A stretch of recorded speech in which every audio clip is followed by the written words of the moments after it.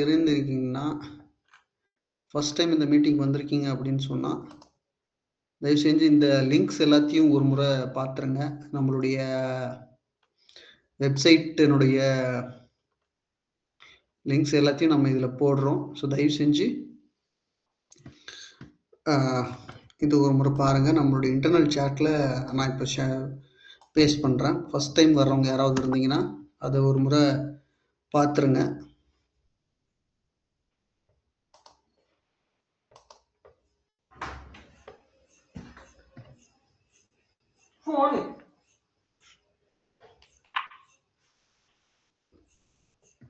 Okay,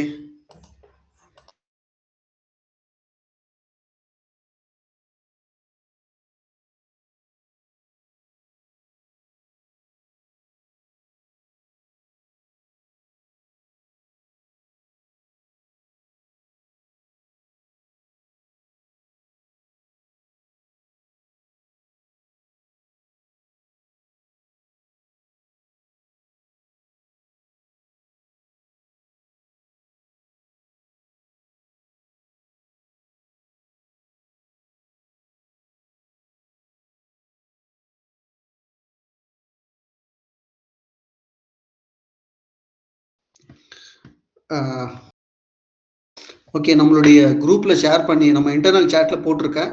so தயவு செஞ்சு இதை பாருங்கள்.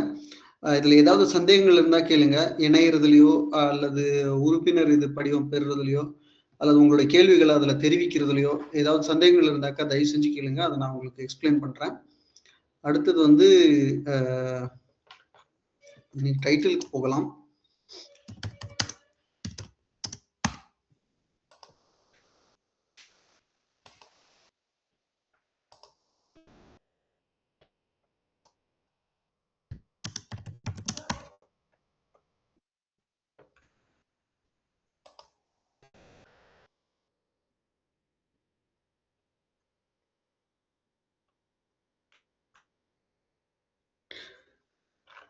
ஸோ இன்னைக்கு டைட்டில் யாரெல்லாம் பார்த்தீங்க? இப்போ மீட்டிங் வந்திருக்கிறவங்க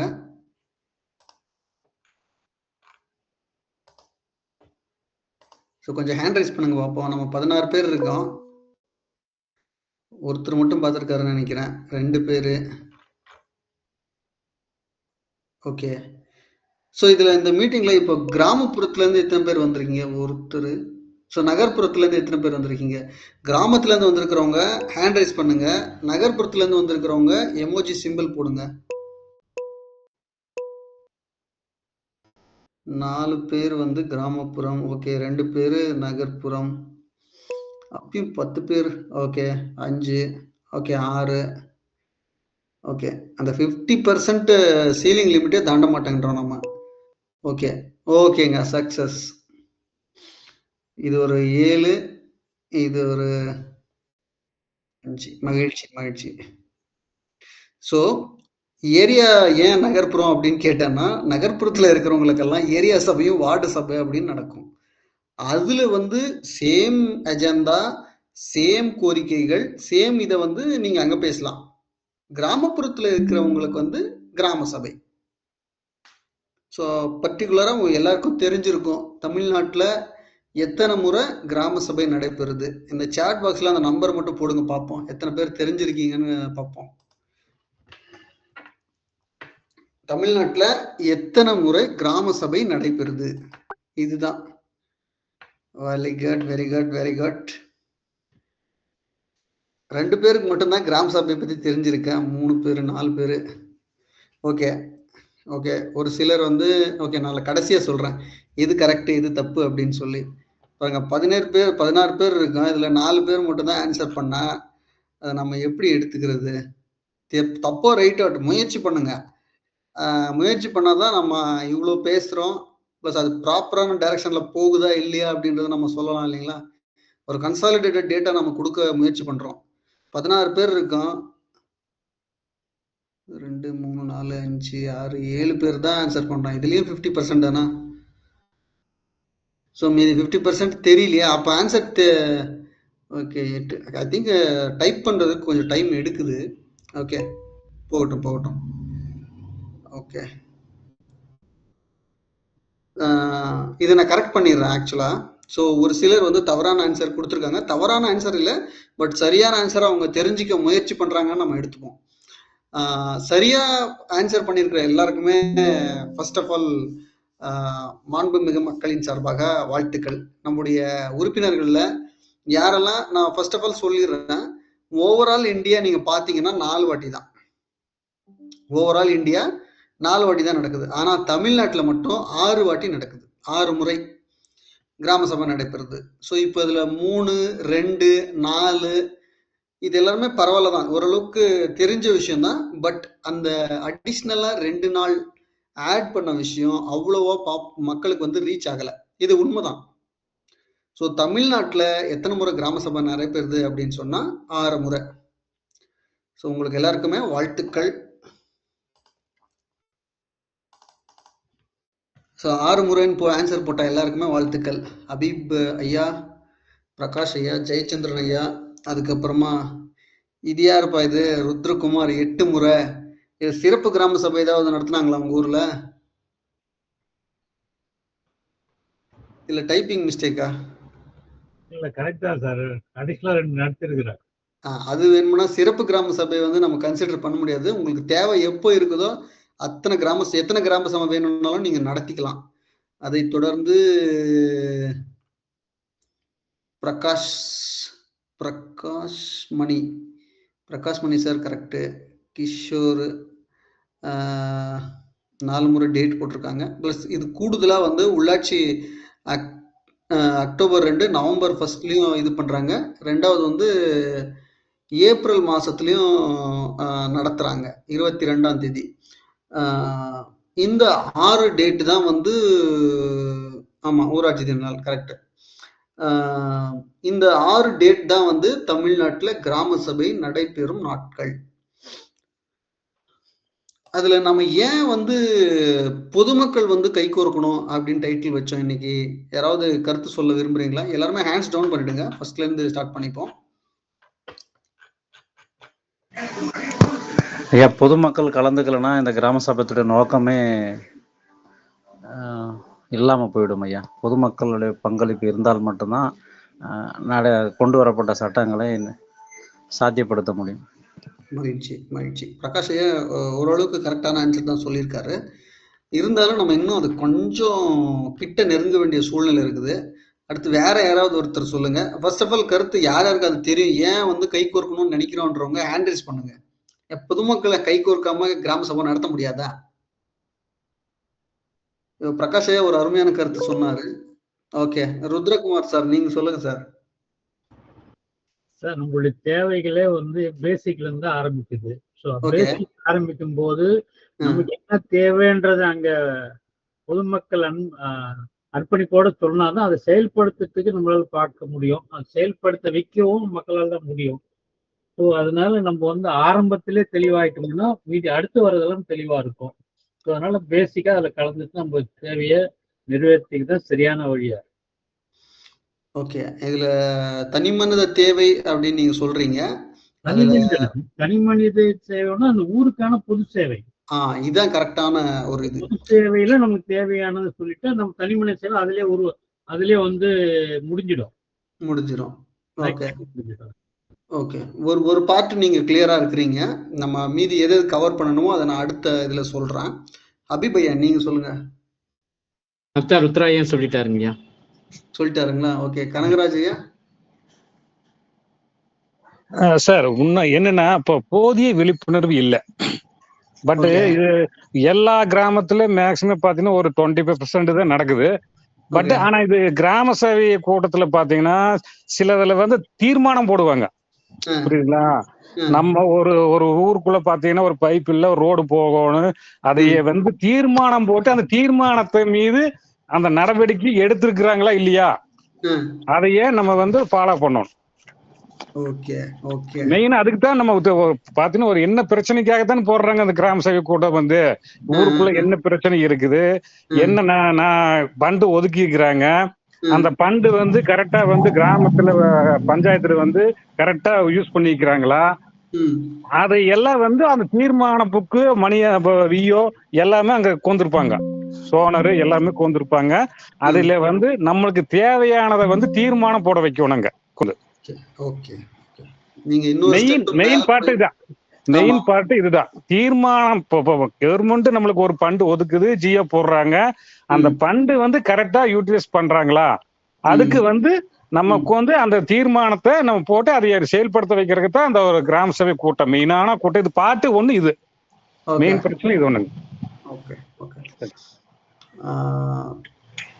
கனகராஜ் ஐயா வந்து சொல்லிட்டாரு ஸோ என்ன தேவை அப்படின்னு சொல்றது. பட் நிறைய பேருக்கு வந்து அந்த தீர்மானம்னா என்ன, அதை எப்படி வந்து எக்ஸிக்யூட் பண்றது, இன்கேஸ் நீங்க ஒரு தீர்மானத்தை கொண்டு வந்துட்டீங்க, அந்த தீர்மானத்தை வந்து அடுத்த கட்டத்துக்கு எப்படி மூவ் பண்றது அப்படின்றதுல ஒரு சிலருக்கு சந்தேகம் இருக்கு.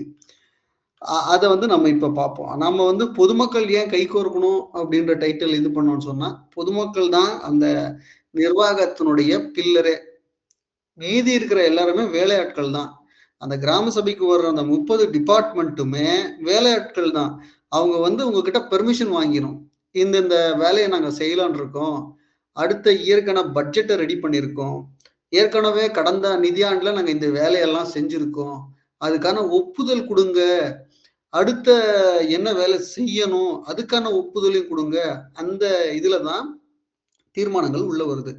இந்த தீர்மானங்களை கொண்டு வர்றதுக்கு முன்னாடி ஒரு கிராம சபை அப்படின்னு சொல்லும்போது கவர்மெண்ட் சைட்ல இருந்து ஒரு அஜெண்டாவை ரிலீஸ் பண்ணிருப்பாங்க. எத்தனை பேருக்கு இந்த அஜெண்டா ரிலீஸ் பண்றாங்க அப்படின்ற விஷயம் தெரியும்? தெரியுன்றவங்க மட்டும் ஹேண்ட் ரைஸ் பண்ணுங்க. நம்ம 22 பேர் இருக்கோம். ஓகே, 2 பேர் தான் தெரியும்னு சொல்றாங்க. ஓகே, 3, 21 பேர்ல எனக்கும் தெரியும், நானும் ஹேண்ட் ரைஸ் பண்றேன். ஓகே, 4 இல்ல 21 பேர்ல 4 பேருக்கு தான் அஜெண்டாவே தெரியும் அப்படின்னு சொன்னா நம்ம ரொம்ப பின்னாடி இருக்கிறோம்னு அப்புறம் அர்த்தம். ஏன்னா நம்ம இந்த மீட்டிங்கினுடைய நோக்கமே வந்து தெரியாத விஷயத்த தெரியப்படுத்துறது தான். அதுல 21 பேர்ல 4 பேர் தான் தெரியும்னா அடுத்த மீதி இருக்கிற 18 பேருக்கு நம்ம எப்படி புரிய வைக்கிறது? பட் ஸ்டில் நம்ம முயற்சி செய்வோம். ஜென்ரலா என்ன பண்ணுவாங்க அப்படின்னு சொன்னா, ஒவ்வொரு கிராம சபைக்குமே அஜெண்டா செப்பரேட்டா ரிலீஸ் பண்ணுவாங்க. அது ஒரு IAS ஆபீசரை அசைன் செஞ்சு அவங்க வந்து அந்த சிஸ்டம்ல வந்து டிஃபால்ட்டா கரண்ட்ல என்ன போயிட்டு இருக்கு அப்படின்னு சொல்றதையும், ஃபார் எக்ஸாம்பிள் மழைக்காலங்கள்ல ஒரு கிராம சபை வருதுன்னு சொன்னா அதுல இருந்து எப்படி ப்ரிகாஷனரி மெஷர்ஸ் என்னென்ன எடுக்கணும், கிராம அளவுல, வட்ட அளவுல, மாவட்ட அளவுல, அதுக்கப்புறமா அதுக்கான செயல்முறை திட்டங்கள் என்னென்ன இருக்கு அப்படின்றதையும், அதே மாதிரி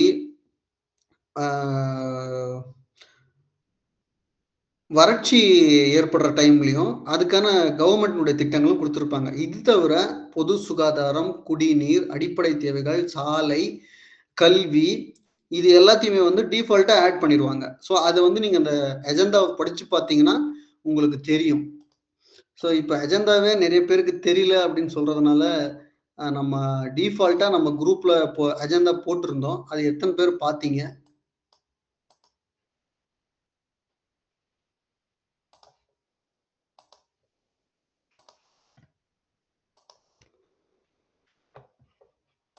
நம்ம குரூப்ல வந்து அந்த அஜெண்டாவை ஷேர் பண்ணியிருந்தோம். அது எத்தனை பேர் பார்த்தீங்க? ஐயா மன்னிக்கணும், குரூப் பேர் சொன்னீங்கன்னா நல்லா இருக்கும். நம்ம இந்த இன்டர்னல் சேட்ல போட்டிருக்கேன் பாருங்க, நம்ம குரூப்ல எப்படி ஜாயின் பண்றது அப்படின்னு சொல்லிட்டு. நம்ம மாண்புமிகு மக்கள் குரூப்ல தான் சொல்றேன். நன்றி சார், நன்றிங்க. சௌபாரத் ஷேர் பண்ணியிருந்தாரு. அதை எத்தனை பேர் பார்த்தீங்க?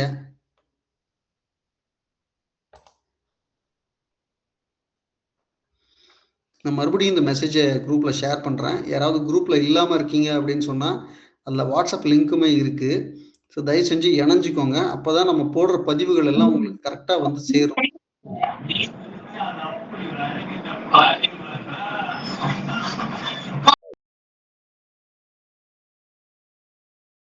தயவு செஞ்சு மியூட் பண்ணிக்கோங்க.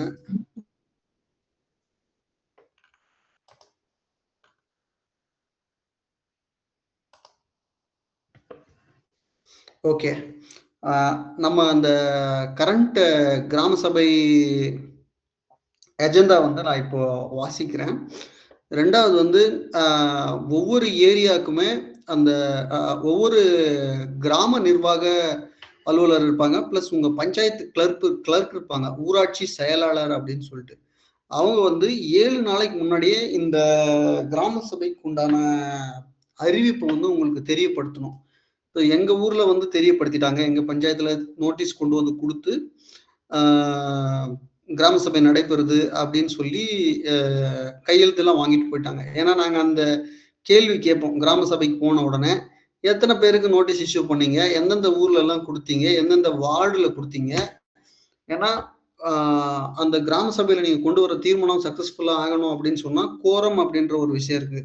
குறைந்தபட்ச பங்களிப்பு, மக்களின் பங்களிப்பு அப்படின்னு சொல்லிட்டு அது ஒவ்வொரு பஞ்சாயத்துக்கும் மாறுபடும். இப்போ பஞ்சாயத்துல வந்து 1000 பேர் இருக்காங்க, 3000 பேர் இருக்காங்க, 5000 பேர் இருக்காங்க அப்படின்னு சொன்னா 0 to 200, அதுக்கப்புறம் 300, 400 அப்படின்னு இன்க்ரீஸ் ஆகிட்டு போயிட்டே இருக்கும். அதுக்கு ஒரு பேட்டர்ன் இருக்கு கவர்மெண்ட்ல.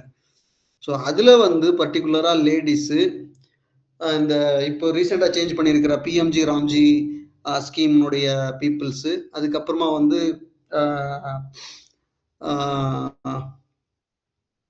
சுகாதாரத்துறை, கல்வித்துறை, காவல்துறை, உள்ளாட்சித்துறை, வருவாய்த்துறை, இப்படி இருக்கிற டிபார்ட்மெண்ட்ஸ் எல்லாமே வரணும்.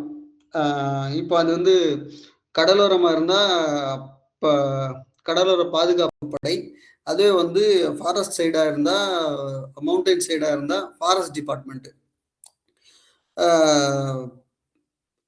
டிஃபால்ட்டா வந்து போலீஸ் எல்லா இடத்துக்குமே வரணும். அதுல ஒரு செப்பரேட் விங் இருப்பாங்க. இது வந்து ப்ரொடெக்ஷனுக்காக இது பண்ணுவாங்க. பட் ஏதாவது தேவைகள் இருக்கு அந்த டிபார்ட்மெண்ட்லயும் நீங்க செய் வைக்கணும் அப்படின்னு சொன்னா அதையும் ஒரு தீர்மானமா கொண்டு வந்துடலாம். இப்போ ஏன் கிராம சபை, எந்தெந்த தேதியில கிராம சபை, அதுக்கப்புறமா அதனுடைய முக்கியத்துவம் என்ன அப்படின்றத நம்ம இவ்வளவு நேரம் பார்த்தோம். ஸோ இடையில ஒரு சிலர் குரூப் பத்தி எல்லாம் கேட்டீங்க. நான் அந்த நம்மளோட இன்டர்னல் சேட்ல போட்டிருக்கேன். எல்லா டீட்டெயில்ஸுமே இருக்கு. நம்மளுடைய இன்ஸ்டாகிராம், ஃபேஸ்புக், யூடியூப், நம்ம வெப்சைட் இதுல ஜாயின் பண்றது, இது எல்லாத்தையும் தயவு செஞ்சு அதையும் ஒரு முறை பார்த்துருங்க. பேரல்ல நான் இந்த குரூப்பினுடைய லிங்கையும் நான் இப்போ ஷேர் பண்றேன்.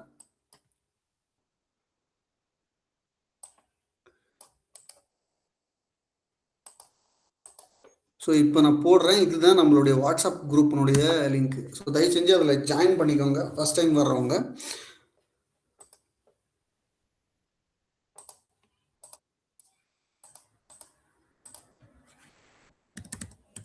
ஸோ ஒரு கிராமத்தினுடைய அடிப்படை தேவைகள் வந்து குடிநீர், சாலை வசதி, அப்புறமா கல்வி. ரொம்ப பின்தங்கிய கிராமங்களாக இருந்தால் வேலை வாய்ப்பு. அந்த இடத்துல வந்து இந்த 100 நாள் வேலை திட்டம், அது இல்லாம வந்து மகளிர் சுய உதவி குழுக்களுக்கான வேலை வாய்ப்பு திட்டங்கள் எல்லாம் இது நடத்துவாங்க.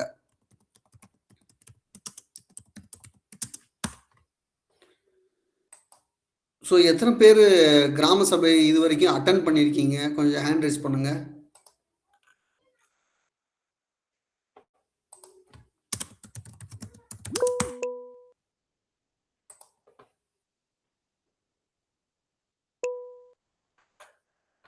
இவ்வளோ கவுண்ட் கம்மியா இருக்கு. 3 பேர் தானா?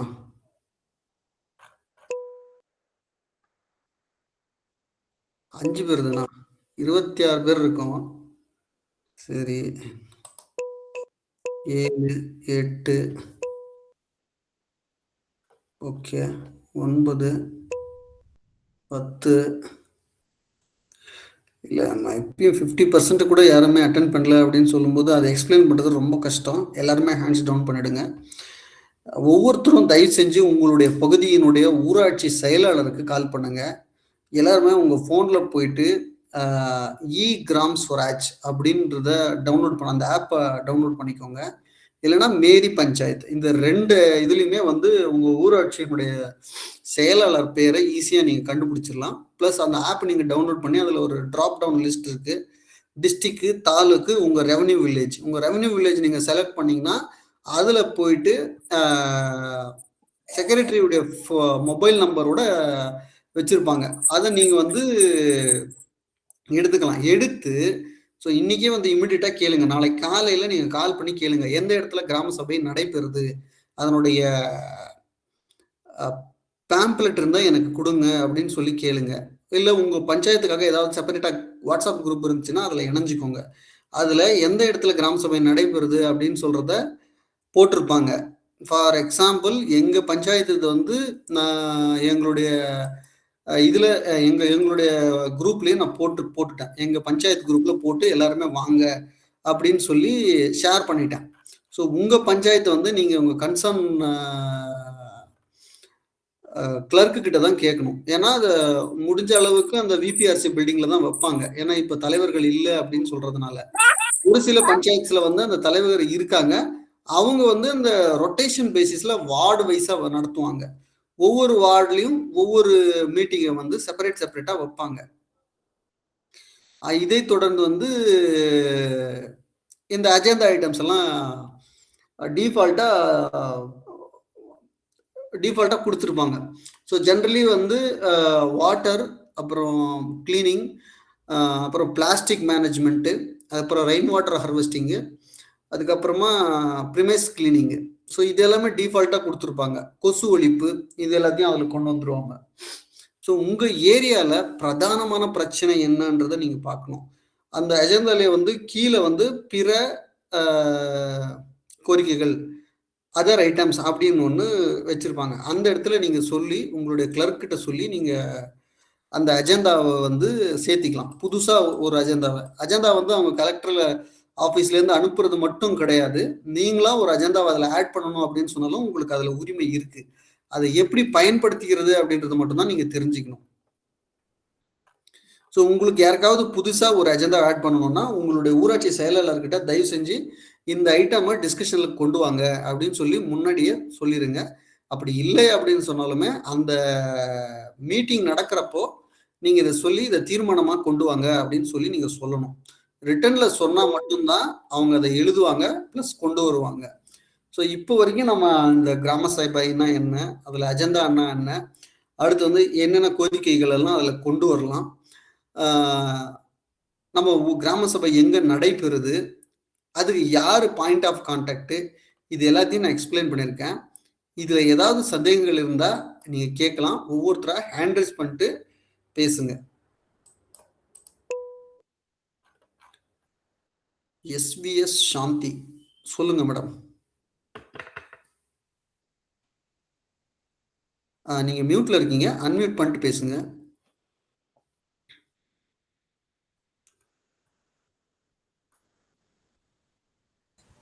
மைக் ஆன் பண்ணிட்டு பேசுங்க மேடம். நீங்க இன்னும் மியூட்ல இருக்கீங்க. மைக் சிம்பிளை டபுள் டேப் பண்ணீங்கன்னா, டபுள் பிரஸ் பண்ணீங்கன்னா உங்களால் பேச முடியும். நீங்க பேசுறது வந்து எங்களுக்கும் கேட்கும். நீங்க எப்படி ஹேண்ட் ரைஸ் சிம்பிள் பண்ணீங்களோ அது பக்கத்துலேயே இருக்குது மைக் சிம்பிள். அந்த மைக் சிம்பிளை பிரஸ் பண்ணுங்க. ஓகே ஓகே, உங்களுக்கு சிரமம் இருக்குன்னு நினைக்கிறேன். ஓகே, சரவணன் சங்கர் ஐயா, உங்களுடைய கேள்வியை நீங்க கேட்கலாம். சார் வணக்கம் சார். சொல்லுங்க சார். இப்போ இந்த கிராம சபை கூட்டத்துல வந்து இப்போ அதாவது வாக்காளர் மட்டும்தான் கலந்துக்க முடியுமா, இல்ல வேற என்ன கிராமத்துல இருந்து இப்போ நம்ம வந்திருக்குன்னு வச்சுங்க, என்கிட்ட ஆதார் கார்டு இருக்கு, ரேஷன் கார்டு இருக்கு, ஆனா வாக்காளர் அட்டை இல்லை, ஆனா பக்கத்து கிராமத்துல இருந்து என்னுடைய வாக்காளர் இருக்கு. அப்படி இருக்கிற சூழ்நிலை வந்து நான் போய் இப்ப இருக்கிற கரண்டான இருக்கிற வில்லேஜ்ல போயிட்டு நான் கலந்து கொள்ள முடியுமா சார், இல்ல அவாய்ட் பண்ணுவாங்களா? இல்ல, கிராம சபையில யார் வேணும்னாலும் கலந்துக்கலாம். ஒரே ஒரு கண்டிஷன் என்னன்னு சொன்னா, உங்களால ஒரு தீர்மானத்தை கொண்டு வர முடியாது. தீர்மானத்தை கொண்டு வர முடியாது. நீங்க கலந்துக்கலாம், நீங்க மானிட்டர் பண்ணலாம், உங்களுக்கு ஏதாவது சந்தேகங்கள் இருந்தா நீங்க கேட்கலாம். ஓகே, சரிங்களா? அந்த பஞ்சாயத்துக்கு வாக்காளர்களுக்கு மட்டும்தான் அந்த இடத்துல தீர்மானம் கொண்டு வர்றதுக்கான அதிகாரம் இருக்கு. பட் கலந்துக்கிறதுக்கு யார் வேணும்னாலும் கலந்துக்கலாம். இப்போ வந்து ஒரு எக்ஸாம்பிள், இப்போ எங்க வீட்டுல 2 பேர் வச்சுங்க, ஹஸ்பண்ட் ஒய்ஃப் இருக்காங்க. ஒய்ஃபுக்கு வந்து வாக்காளர் இருக்கு அந்த ஏரியால, ஆனா என்னுடைய வாக்கு வந்து வேற இடத்துல வேற கிராமத்துல இருக்கு. இப்போ என்னுடைய ஒய்ஃபுக்காக நான் போயிட்டு இது பண்ண முடியுங்களா, கேட்க முடியுங்களா? நீங்க போலாம், அட்டென்ட் பண்ணலாம், பட் தீர்மானம் கொண்டு வர முடியாது. ஏன்னா யூ ஆர் நாட் கிராம சபை. உங்களுக்கு வந்து அந்த இடத்துல வாக்காளர் இல்லை. உங்க வாக்கு வந்து நீங்க அந்த பஞ்சாயத்துக்கு டிரான்ஸ்ஃபர் பண்ணிக்கோங்க, அதுக்கப்புறம் நீங்க அங்க கொண்டு வரலாம். ஏன்னா உங்களுக்கு வாக்குரிமை எந்த பூத்துல இருக்கோ அந்த ஜெர்டிக்ஷனுக்கு உட்பட்ட இடத்துலயும் கிராம சபை நடக்கும். அங்க நீங்க போய் உங்களுடைய கோரிக்கையை வந்து நிறைவேற்றலாம். இல்ல ரெக்வஸ்ட் பேசிஸ்ல வேணும்னா நீங்க சொல்லலாம். பட் ஸ்டில் அந்த சைன் போடுற தீர்மானம் இதுல கொண்டு வர்றதுக்கான பாசிபிலிட்டிஸ் வந்து அதிகமா இருக்கிறது உங்க ஒய்ஃபுக்கு தான். பட் இருந்தாலும் அவங்களுக்கு பதிலா நீங்க சொல்றேன் அப்படின்னு சொல்லி நீங்க சொல்லலாம். அவனுக்கு பதிலா சொல்றேன்னு சொல்லிட்டு சொல்லலாம். ஆனா அங்க கிளர்க்குக்கு விஏஓக்கு எல்லாம் தெரியும் நீங்க எங்க இருந்து வரீங்க, நீங்க யாரு, எது எப்படின்னு சொல்லிட்டு. அங்க ஏற்கனவே நம்மளுடைய ஓட்டர் ஐடி லிஸ்ட் அது எல்லாமே கிளர்க்கு கிட்ட இருக்கும். ஓகே, சரிங்களா? உங்க டோட்டல் ரெக்கார்ட்ஸுமே அங்க இருக்கும். நீங்க கொண்டு வரேன் அப்படின்னு சொன்னாலும் ரெக்வஸ்ட் பேஸ்ல நீங்க கலந்துக்கலாம், சொல்லலாம். அவங்களுக்கு பிஹாஃபா இந்த தீர்மானத்தை நாங்க கொண்டு வர விரும்புறோம் அப்படின்னு சொல்லி நீங்க ரெக்வஸ்ட் பண்ணலாம். பட் அது அவங்கள பொறுத்தது. ஏன்னா பிசிக்கலா யார் போறாங்களோ அவங்களுடைய உரிமையை நிலைநாட்டிக்க முடியும். Okay okay. ஏன்னா பஞ்சாயத்துல வந்து பார்த்தாச்சுன்னா பேசிக் வந்து ஒரு கிராமத்துக்கு வந்து ஸ்ட்ரீட் லைட்டு, தண்ணி, அதுக்கப்புறம் ட்ரைனேஜ் காவா, அதனால மெயின் வந்து எங்க இதுல வந்து கிடையாது. ஏன்னா எல்லாமே இங்க வந்து வெளியேந்து வந்தவங்க. ஆனா மோஸ்ட்லி ஒரு 50 குடும்பம் இருக்கு. ஆனா 50 குடும்பம்ல பார்த்தாச்சுன்னா எல்லாரும் ஆதார் கார்டு இருக்கு, ரேஷன் கார்டு. பட் வந்து வாக்காளர் அந்தந்த ஊர்ல வச்சுட்டு இருக்காங்க. மெயின் வந்து அதுதான் பிரச்சனை. சரி, அதனாலதான் சார் கேட்டேன் நானு. இல்ல நீங்க வந்து இந்த மாதிரி கோரிக்கைகளை வந்து நீங்க கொண்டு வரலாம். பட் ஒரு தீர்மானத்தை அவங்க தீர்மானமா கொண்டு வரணும்னா ரூல்ஸ் பிரகாரம் இதுதான் ப்ராசஸ். பட் இருந்தாலுமே நீங்க பேசிக் எசென்சியல் கமாடிட்டிஸ்ல உங்களுக்கு பிரச்சனை இருக்குது, அடிப்படை தேவைகளே வந்து அந்த இடத்துல நிறைவேற்ற முடியாம இருக்குதுன்ற பட்சத்துல நீங்க அதை அவங்க கிட்ட கேட்கலாம். கேட்டு நீங்க அதை வாங்கலாம். கேட்டு வாங்கலாம். நீங்க அதுக்கு நீங்க கிராம சபைக்கு போகணும்னு கூட அவசியம் இல்லை. பட் நீங்க அங்க போனீங்கன்னா டைரக்டா உங்களுக்கு பற்றல்லது யாரு, உங்களோட கோரிக்கை என்ன அப்படின்னு சொல்றது நான் வந்து சிஎம்சில பெட்டிஷன் கொடுத்திருந்தேன். உங்களுடைய நான் சொல்றது, ஏன்னா நீங்க சிஎம் செல் இதெல்லாம் கொண்டு போனோம்னா அது டாபிக் டைவர்ட் ஆயிடும். ஸோ கிராம சபையில நீங்க ஏற்கனவே சிஎம் செல்ல கொடுத்துருந்தா தயவு செஞ்சு அதை பத்தி எல்லாம் டிஸ்கஸ் பண்ணாதீங்க. நீங்க அந்த இடத்துல ஃப்ரெஷ்ஷா ஒரு இனிஷியேஷனை ரெக்வஸ்ட் பேஸ்ல கொடுங்க. உங்களுக்கு அதை செஞ்சு தரத்துக்கு உண்டான வாய்ப்புகள் இருக்கு. முடிஞ்ச அளவுக்கு அந்த ஓட்டுரிமை அங்க யாருக்கு இருக்கோ அவங்கள வச்சு நீங்க கொடுத்தீங்கன்னா அவங்க பேர்ல நீங்க அதை ப்ராசஸ் பண்ணீங்களா மறுபடியும் ஃபாலோ பண்றதுக்கு ஈஸியா இருக்கும். சரிங்களா? மகிழ்ச்சி சார். சார். வேற ஏதாவது கொஸ்டின்ஸ் இருக்குங்களா? இல்ல, வேற எதுல சார். மெயின் இதுதான் சார். நன்றி சார். மியூட் பண்ணிக்கோங்க. அடுத்தவங்க பிரேம்குமார் ராஜு. சார் வணக்கம் சார். இப்போ நடக்கிற கிராம சபை மீட்டிங்ல நான் கலந்துக்கிறேன் அப்படின்னா என்னென்ன ஆவணங்கள் கேட்க முடியும்? இல்லை போன தடவை என்ன திட்டங்கள்லாம் நிறைவேற்றிருக்கீங்க என்னோட வார்டில் அப்படின்னு கேட்க முடியுமா? அந்த ஆவணங்களை பார்க்க முடியுமா? தாராளமாக கேட்கலாம் சார். நீங்கள் வந்து ஆக்சுவலாக இந்த ஆகஸ்ட் 15 கிராம சபையில் வந்து அவங்க வரவு செலவு கணக்குகள் தாக்கல் பண்ணணும். ஸோ அதை வந்து டிஃபால்ட்டாகவே அவங்க போட்டிருப்பாங்க. நீங்கள் அதை வந்து கிராம சபை ஸ்டார்டிங்லேயே வந்து ஜென்ரலாக ஒரு ரூல் இருக்குது. Either in pamphlet or flex board அவங்க வந்து வைக்கணும் அப்படின்னு சொல்லிட்டு. நம்ம பஞ்சாயத்தில் வந்து இவ்வளவு தான் வருமானம், இவ்வளோ வந்து செலவு, இவ்வளோ வந்து இருப்பு இருக்குது. அங்கே வந்து ஆடிட் ரிப்போர்ட் அப்படின்னு ஒன்று வைப்பாங்க. அதை நீங்கள் எடுத்து படித்து பார்க்கலாம். அதில் ஓவரால் டிரான்சாக்ஷன்ஸ் அதில் இருக்கும், பஞ்சாயத்தினுடைய ஒவ்வொரு இதுவுமே. இப்போ நீங்கள் கேட்டீங்க இல்லைங்களா வார்டு வாரியாக என்னென்ன செஞ்சீங்க அப்படின்னு சொல்லிட்டு, தாராளமாக கேட்கலாம். நீங்கள் அதுக்கான டீட்டெயில்ஸ் அதில் வச்சுருப்பாங்க. எந்த தேதியில் என்ன நடைமுறைப்படுத்தினாங்க, என்ன வேலைகளெல்லாம் செஞ்சு முடித்தாங்க அப்படின்றத வந்து அதில் டீட்டெயில்ஸ் இருக்கும். நீங்கள் கேட்டு வாங்கிக்கலாம். நீங்கள் பார்வையிடலாம், நேரடியாக அந்த டாக்குமெண்ட்ஸ் பார்க்கலாம், அதுக்கான வவுச்சர்ஸ் பார்க்கலாம். உங்களுக்கு ஏதாவது அதில் விடுபட்டு இருக்குது அப்படின்னு சொன்னால் அதை நீங்கள் கேள்வி கேட்கலாம். ஃபார் எக்ஸாம்பிள் அவங்க வந்து பைப் லைன் சீரமைத்தல் அப்படின்னு சொல்லி போட்டிருப்பாங்க. நீங்கள் இது கேட்கலாம், எந்த இடத்துல பைப் லைன் அமைச்சிங்க, அதில் ஜிபிஎஸ் ஃபோட்டோ எடுத்திருப்பாங்க, அந்த ஃபோட்டோ காட்டுங்க, எவ்வளோ அமௌண்ட்டு ப்ராசஸ் பண்ணீங்க, அந்த பைப் எந்த கடையில் வாங்கினீங்க, அதுக்கான பில் எவ்வளோ, அதுக்கு வேரண்டி இருக்கா இல்லையா, லேபர் சார்ஜ் எவ்வளோ கொடுத்தீங்க, இப்படி கேள்விகள் கேட்கணும். தயவு செஞ்சு கேள்வி கேட்கும்போது பொலைட்டாக கேளுங்க. யாரையும் வந்து ப்ரொவோக் பண்ணுற மாதிரி கேள்வி கேட்காதீங்க. எங்களுக்கு இதில் வந்து தெரிஞ்சுக்கணும், அதுக்காக அந்த பில்ஸை வந்து சப்மிட் பண்ணுங்க அப்படின்னு சொன்னால், வவுச்சர் ப்ரெசென்ட் பண்ணியிருந்தாங்கன்னா கண்டிப்பாக வவுச்சர் அந்த புக்கோட எடுத்து கொடுப்பாங்க. பேரலா வந்து அதுக்கான டெபிட் நோட் வந்து பஞ்சாயத்தினுடைய பேங்க் அக்கௌண்ட்ல இருந்து டெபிட் ஆயிருக்கும். அதையும் நீங்க கேட்கலாம், எவ்வளவு அமௌண்ட் எடுத்தீங்க அப்படின்னு சொல்லிட்டு. அவங்க வந்து அதுக்கான கிளப்பிங் அக்கௌண்ட் காட்டுவாங்க.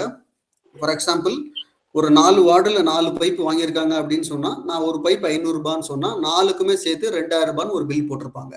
ஆனா அந்த 2000 ரூபாய்க்கான ஈச் செப்பரேட் வச்சரும் 500 ரூபாயை எந்த ward number 1, ward number 2, ward number 3 அப்படின்னு சொல்லி எழுதியிருப்பாங்க. எழுதி அதை வந்து அப்ரூவலுக்காக பிடிஓ கிட்ட எடுத்துன்னு போயிருப்பாங்க. அதை டெப்டி பிடிஓ அப்ரூவ் பண்ணியிருப்பாரு. ப்ளஸ் அந்த அமௌண்ட் வந்து இவங்க நம்ம பஞ்சாயத்து அக்கௌண்ட்ல இருந்து டெபிட் ஆயிருக்கும். இன்ன தேதியில இவ்வளவு ரூபாய்க்கு பொருள் வாங்கியதற்காக இந்த அப்ரூவல் பேஸ்ல வச்சு நாங்க இந்த அமௌண்ட் எடுக்கிறோம் அப்படின்னு சொல்லி பேமெண்ட் பண்றதுக்காக யூஸ் பண்ணிருப்பாங்க. இது எல்லாத்தையும் நீங்க கேட்கலாம். சார் இப்ப வார்டுல எங்க நடக்கும் அப்படின்னு ஒரு இடம் ஏதாச்சும் பர்டிகுலரா இருக்கா இல்ல எங்க வேணா நடத்துவாங்களா சார்? அப்புறம் யார் யாரெல்லாம் கலந்துப்பாங்க, அரசு அதிகாரிகள் யார் யாரெல்லாம் கலந்துப்பாங்க அப்படின்னு ஒரு டீட்டெயில் மேட்ச் யூஸ்ஃபுல்லா இருக்கும். சார் நான் இது ஏற்கனவே சொல்லிட்டேன். நீங்க உங்களுடைய ஆக்சுவலா அது ஒவ்வொரு வார்டுலையும் ரொட்டேஷன் பேசிஸ்ல நடத்தணும். இப்ப தலைவர்கள் நம்ம உள்ளாட்சி தேர்தல் நடக்காத காரணத்தினால டிஃபால்ட்டா பஞ்சாயத்து ஆபீஸ்ல தான் வச்சு நடத்திட்டு இருக்கிறாங்க. ரெண்டாவது வந்து அது எங்க நடக்கும் அப்படின்னு நீங்க தெரிஞ்சுக்கணும்னு சொன்னா, நான் சொன்ன மாதிரி அந்த மேரி பஞ்சாயத்து, அதுக்கப்புறமா இ கிராம் ஸ்வராஜ், இந்த 2 வெப்சைட்லயுமே ஒரு வெப்சைட்டு ஒரு ஆப், ரெண்டுத்துலயுமே நீங்க ட்ரை பண்ணி பார்த்தீங்கன்னா உங்களுடைய பாயிண்ட் ஆஃப் கான்டாக்ட் யாரு அப்படின்னு காட்டிடும். அவருக்கு நீங்க கால் பண்ணி கேட்டு நோட்டீஸே வாங்கிக்கலாம். எந்த இடத்துல நடக்கிறது அப்படின்றதுக்கான நோட்டீஸ் அடிச்சிருப்பாங்க. அதே நீங்க கேட்டு வாங்கிக்கலாம். வாங்கிட்டு நீங்க அந்த டீட்டெயில்ஸ் எல்லாத்தையுமே தெரிஞ்சுக்கலாம். ஜென்ரலா வந்து நான் டிபார்ட்மெண்ட் வைஸும் சொன்னேன். டிஃபால்ட்டா வந்து 100 நாள் வேலை திட்டம், பஞ்சாயத்து ஊழியர்கள், ஆசிரியர்கள், சுகாதாரத்துறை, அப்புறம் காவல்துறை, உள்ளாட்சித்துறை, வருவாய்த்துறை, வட்டார வளர்ச்சித்துறை எல்லாருமே வரணும். ஸோ டிஃபால்ட்டா இவங்க எல்லாருமே வருவாங்க. ஓகே சார், ரொம்ப நன்றி சார்.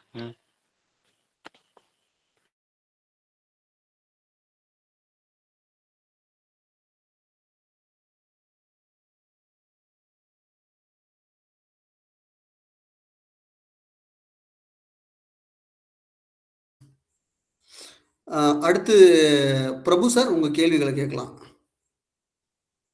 சார் வணக்கம் சார். வணக்கம் சார், சொல்லுங்க. வார்டு பஞ்சாயத்து வார்டு சபை கூட்டம் வந்து எப்ப நடக்கும் சார்? சார் உங்க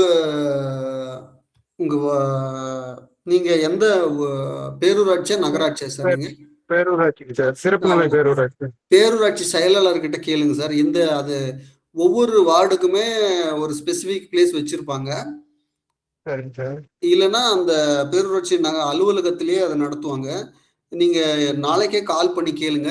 அதுக்கான நோட்டீஸ் அடிச்சிட்டிங்களா, இன்விடேஷன் கொடுத்தீங்களா, எந்த இடத்துல நடக்குது அப்படின்னு சொல்லிட்டு நீங்க அவங்கள கேள்வி கேட்டா மட்டும்தான் அவங்க டிஸ்க்ளோஸ் பண்ணுவாங்க. நீங்க உங்களுக்கு ஏற்கனவே தெரியும், நம்ம குரூப் மூலமா வார்டு சபை, ஏரியா சபை குறித்த விவரங்களை வந்து வழங்கணும்னு சொல்லி நம்ம 2-3 ஆர்டிஐ போட்டிருக்கோம். பிளஸ் பெட்டிஷன்ஸும் கவர்மெண்ட்டுக்கு கொடுத்துருக்கோம். அதுக்கப்புறமா நம்ம ப்ரெஷர் கொடுத்ததுக்கு அப்புறமா அது ப்ரெஸ் ரிலீஸா வர ஆரம்பிச்சது. சென்னையில வந்து 2-3 இடத்துல நடத்தினதா தகவல் வந்து அதுல கொடுத்துருந்தாங்க. பட் அந்த ஏரியால இருக்கவங்களை விசாரிச்சதுக்கு அப்புறம் தான் அது ஃபர்ஸ்ட் டைம் அந்த மாதிரி பண்றாங்க அப்படின்னு சொல்லிட்டு. ஏரியா கிராம சபை அளவுக்கு ஏரியா சபையும் வார்டு சபையும் இன்னும் பெனிட்ரேட் ஆகல, அவ்வளோ ஆக்டிவாகவும் நடந்துட்டு இல்லை. ஸோ அந்த ஏரியால இருக்கிறவங்க தான் அதை வந்து ரேக்கப் பண்ணணும். 15ஆம் தேதி கிராம சபை கூட்டம் நடக்கும் மாதிரி அதுக்கு ஏதாவது டேட் இருக்குங்க வார்டு சபைக்கு? ஆமா இருக்கு சார். ஒரு நாள் முன்னாடியே நடத்தணும். அவங்க வந்து அந்த நீங்க உங்களுடைய ஏரியா அதிக அலுவலரை தான் நீங்க கேட்கணும் சார். சரி, சரிங்களா? அதை நீங்க கேளுங்க. கேட்டுட்டு உங்களுக்கு ஏதாவது சேலஞ்சான பதில் அவங்க சொல்றாங்க அப்படின்னு சொன்னா நீங்க நம்மளுடைய குரூப்ல பதிவிடுங்க. அதுக்கான வழிமுறைகளை நாங்க சொல்றோம். சரி, நன்றி. நன்றி சார். சார் வேற ஏதாவது கேள்விகள் இருக்குங்களா?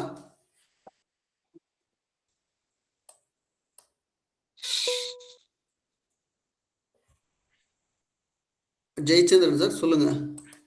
சார் வணக்கம் சார். நீர்நிலை ஆக்கிரமிப்பு அகற்றுறதுக்கு தாசில்தாருக்கு மனு கொடுத்துருந்தாங்க சார். ஆனா அவங்க வந்து அகற்றல. இப்போ இந்த கிராம பஞ்சாயத்துல வந்து நம்ம தீர்மானம் போட்டு அதை அகற்றுறதுக்கு வாய்ப்பு இருக்குங்களா சார்? அது போல செய்யலாங்களா? தாராளமா செய்யலாம் சார். அந்த மாதிரி செய்யணுன்றதுக்காக தான் சார் இந்த மாதிரி கிராம சபையும் நடக்குது. அது ஒரு அவங்க ஒரு நீங்க என்ன இப்ப பண்ணலாம்னா அவங்க வந்து அந்த வர்ற பற்றாளர்கிட்ட நீங்க சொல்லி முதல்ல உங்க தீர்மானத்தை அவங்க அக்செப்ட் பண்றாங்களான்னு பாருங்க. ரெண்டாவது சரிங்க வந்து அந்த தீர்மானத்தினுடைய புக்ல ஏத்திட்டு அதை தீர்மான நகலை வாங்கிக்கோங்க. தீர்மானத்தை நகலை வாங்கிட்டு அதை வேலையை செய்யல அப்படின்னு சொன்னா நீங்க நேரடியா கலெக்டருக்கு புகார் கொடுங்க. இந்த மாதிரி கிராம சபையில நாங்க தீர்மானம் நிறைவேற்றியும் நீர்நிலை ஆக்கிரமிப்பு வந்து அகற்றப்படாம இருக்கு அப்படின்னு சொல்லி நீங்க வந்து அங்க வந்து கம்ப்ளைண்ட் பண்ணலாம். சரிங்க சார். ஓகேங்க. சரிங்களா? நீங்க வந்து ஃபர்ஸ்ட் அதை வந்து தீர்மானமா நிறைவேற்றணும். ரெண்டாவது வந்து அந்த தீர்மானத்தினுடைய ஜெராக்ஸ் நீங்க வாங்கினும். அதை வாங்கி வச்சுட்டு அதை பேஸ் பண்ணி தான் நீங்க கம்ப்ளைண்ட் ரைஸ் பண்ணணும். சரிங்க சார். சரிங்களா? ஓகே. ஓகே. ஆமா, அடுத்த கேள்விக்கு போயிடலாம். விக்னேஷ் சார் சொல்லுங்க. சார் வணக்கம் சார். வணக்கம் சார். இப்போ கிராம சபை கூட்டத்தை கலந்துக்கிறதுக்குன்னு எதனா வழிமுறைகள் இருக்கா சார்? எப்படின்னா ஸ்பெசிஃபிக்கா அந்த கிராமத்துல இருக்கிறவங்க மட்டும் தான் கலந்துக்கிட்டோம், இல்ல சார், கிராம சபையில யார் வேணும்னாலும் கலந்துக்கலாம். அந்த கிராம பஞ்சாயத்தை சேர்ந்தவர்கள் இல்லைன்னா நம்ம இந்திய குடிமக்கள் எல்லாருமே கிராம சபையில கலந்துக்கலாம். ஒரே ஒரு கண்டிஷன் மட்டும், அந்த கிராம பஞ்சாயத்துக்கு ஓட்டுரிமை இருக்கிறவங்களுக்கு மட்டும்தான் அந்த தீர்மானத்தை கொண்டு வர முடியும். ஏன்னா அந்த தீர்மானத்தை முன்மொழிஞ்சு கையெழுத்து போடுற இது வந்து அவங்களுக்கு தான் இருக்கு. பட் கலந்துக்கிறதுக்கு எந்த ரெஸ்ட்ரிக்ஷனுமே கிடையாது. பார்வையாளர்களா எல்லாருமே கலந்துக்கலாம். கலந்து கேள்வி கேட்க உரிமை இருக்குல்ல சார்? இந்த தீர்மானத்துக்கு கொண்டு வந்து நல்லா இருக்கும் அப்படின்ற மாதிரி தீர்மானம் கொண்டு வர முடியாது சார் உங்களால. ஏன்னா உங்களுக்கு அந்த ஓட்டுரிமை இல்லை சார். அதுக்கான இனிஷியேட்டிவ் பண்ண முடியும். அதுதான் ரெக்வெஸ்ட் கிராமத்துல போயிட்டு அவங்களுக்காக அதான் சார், நீங்க அவங்களுக்காக நீங்க கேட்கலாம். உங்களை வந்து அவங்க கேள்வி கேட்பாங்க. பற்றாளரும் அந்த ஊராட்சி செயலாளரும் நீங்க வந்து எங்க பஞ்சாயத்துக்கு உட்பட்டவர் இல்லை, நீங்க ஏன் இதை கேள்வி கேட்குறீங்க, இப்ப நீங்க பர்டிகுலரா இன்னொருத்தருக்கு பதிலாக நீங்க கேட்குறீங்கன்னு சொன்னா நீங்க இதை சொல்லலாம். அவங்களுக்கு அது அந்த வழிமுறைகள் தெரியல, அவங்களுக்கு பதிலாக நான் சொல்றேன் அப்படின்னு சொல்லி நீங்க கேட்கலாம். பட் முடிஞ்ச அளவு கிராம சபையில எந்த கேள்வியை கேட்கறதா இருந்தாலும் தனி மனிதரா கேள்வி கேட்காதீங்க. ஒரு குழுவா ரைஸ் பண்ணுங்க. அப்பதான் வந்து அது வலுவடையும். சரிங்களா? ஓகே. அடுத்த வேற ஏதாவது கேள்விகள் இருக்குதுங்களா? சொல்லுங்க சொல்லுங்க. இப்போ நம்ம ஒரு தீர்மானத்தை கொண்டுட்டு வரோம்னா எத்தனை, இப்போ உதாரணத்துக்கு கலந்துக்கிட்டு இருக்கிற மக்கள்ல எத்தனை பேர் அதை ஆதரவு கொடுத்தா தீர்மானத்தை ஏற்றுவாங்க? இப்போ சில இது வந்து ஆஃபீஸுக்கு எடுத்துக்க மாட்டேன், இது பண்ண முடியாது அப்படின்னு சொல்லுவாங்க, மறுப்பு கொடுப்பாங்க சார். சார், எல்லா இடத்துலையுமே வந்து நீங்க தீர்மானத்தை நிறைவேற்றுறதுக்கு எல்லாரும் ஆதரவு கொடுத்து தான் தீர்மானம் நிறைவேற்றணும்னு கிடையாது. நீங்க சொல்ற கோரிக்கையை பொறுத்தது. ஒருத்தர் கொண்டு வந்தாலும் அதை தீர்மானமா கொண்டு வர்றதுக்கான இது அந்த கலந்துக்கிற உறுப்பினர்கள் இருக்காங்க பாத்தீங்களா, அவங்க எல்லாருமே கொடுக்குற ஒப்புதல் பேரில் தான். அப்போசிஷன் இருக்குதுன்னு சொன்னா எவ்வளவு பேர் அப்படின்ற கவுண்ட் எடுத்துப்பாங்க. ஜென்ரலா நீங்க என்ன கோரிக்கை அப்படின்னு சொன்னீங்கன்னா அது வெற்றி பெற முடியாதா, அதுல சேர்க்க முடியுமா சேர்க்க முடியாதா அப்படின்றதையும் நீங்க சொல்லிடலாம்.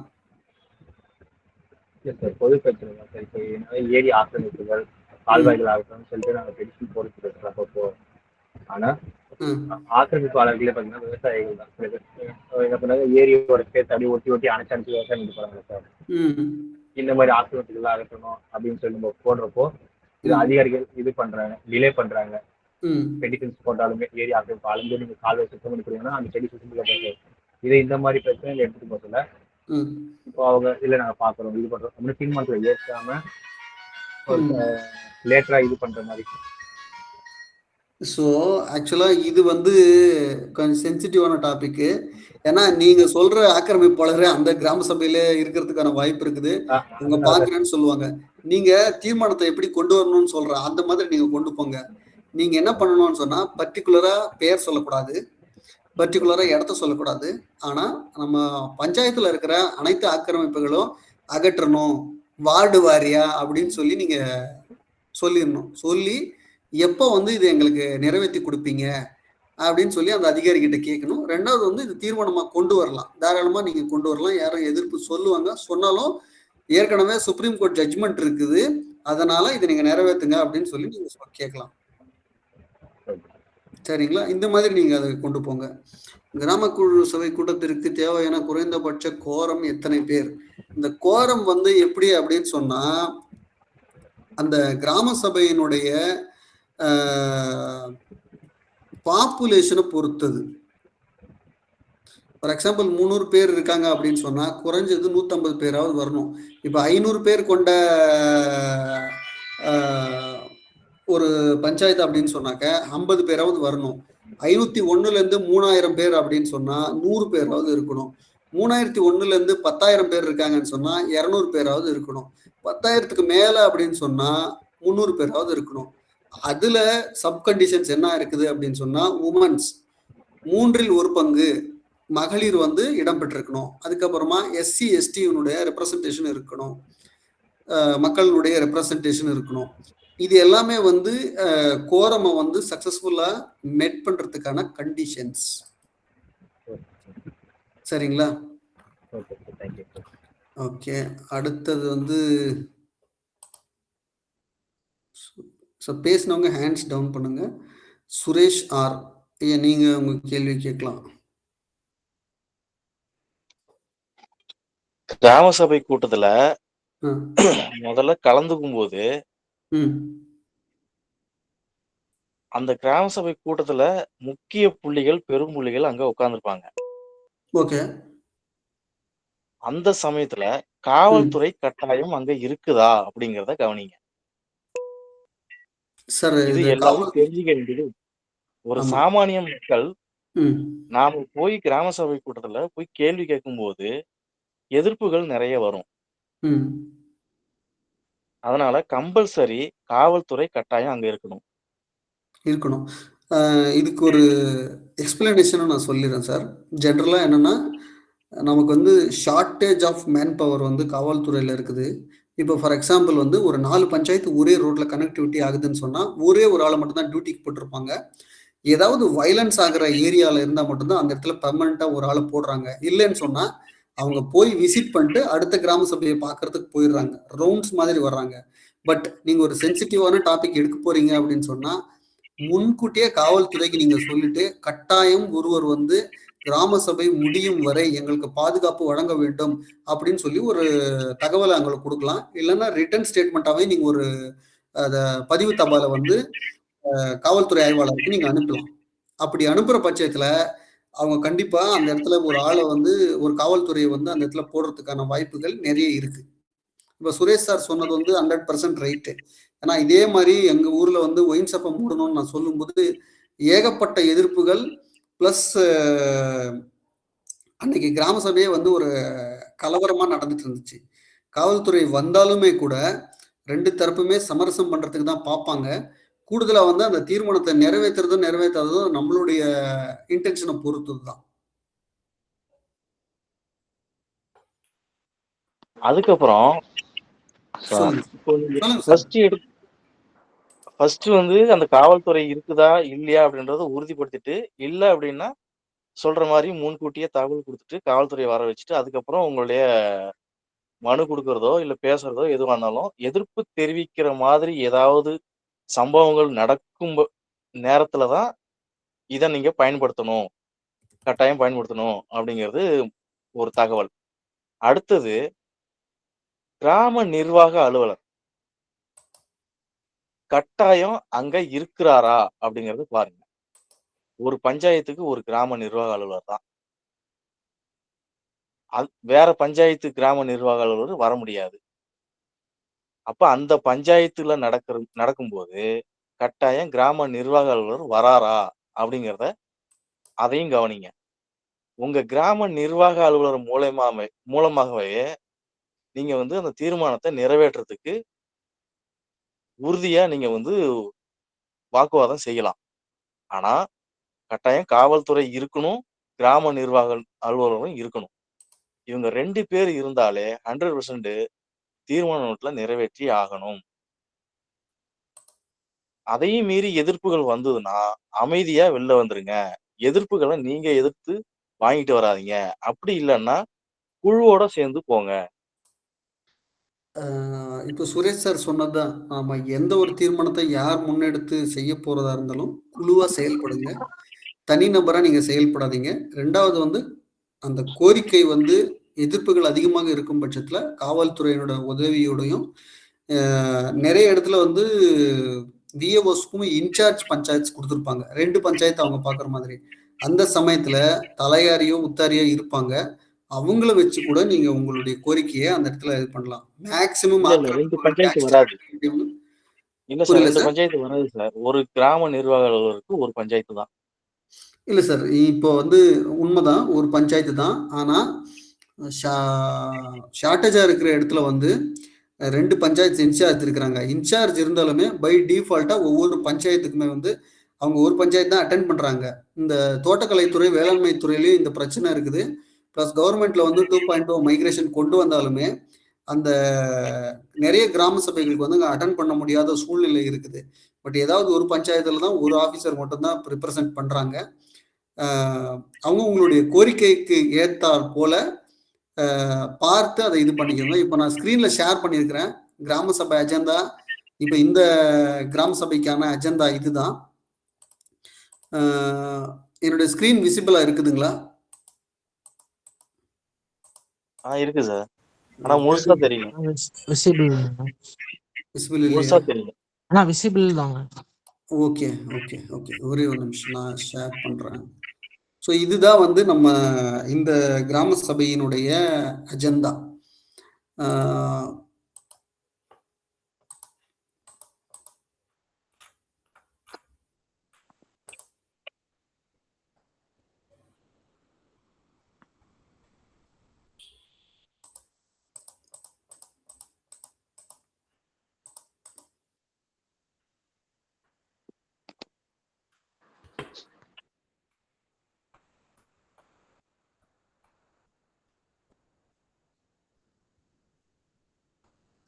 ஸோ இதில் நீங்கள் கீழே பார்த்தீங்கன்னா எவ்வளோ நேரத்துக்கு நடைபெறுது? காலை 15/8/26 காலை 11 மணிக்கு அளவில் நடத்த வேண்டும். தயவு செஞ்சு அந்த டைமிங்கை பார்த்துக்கோங்க.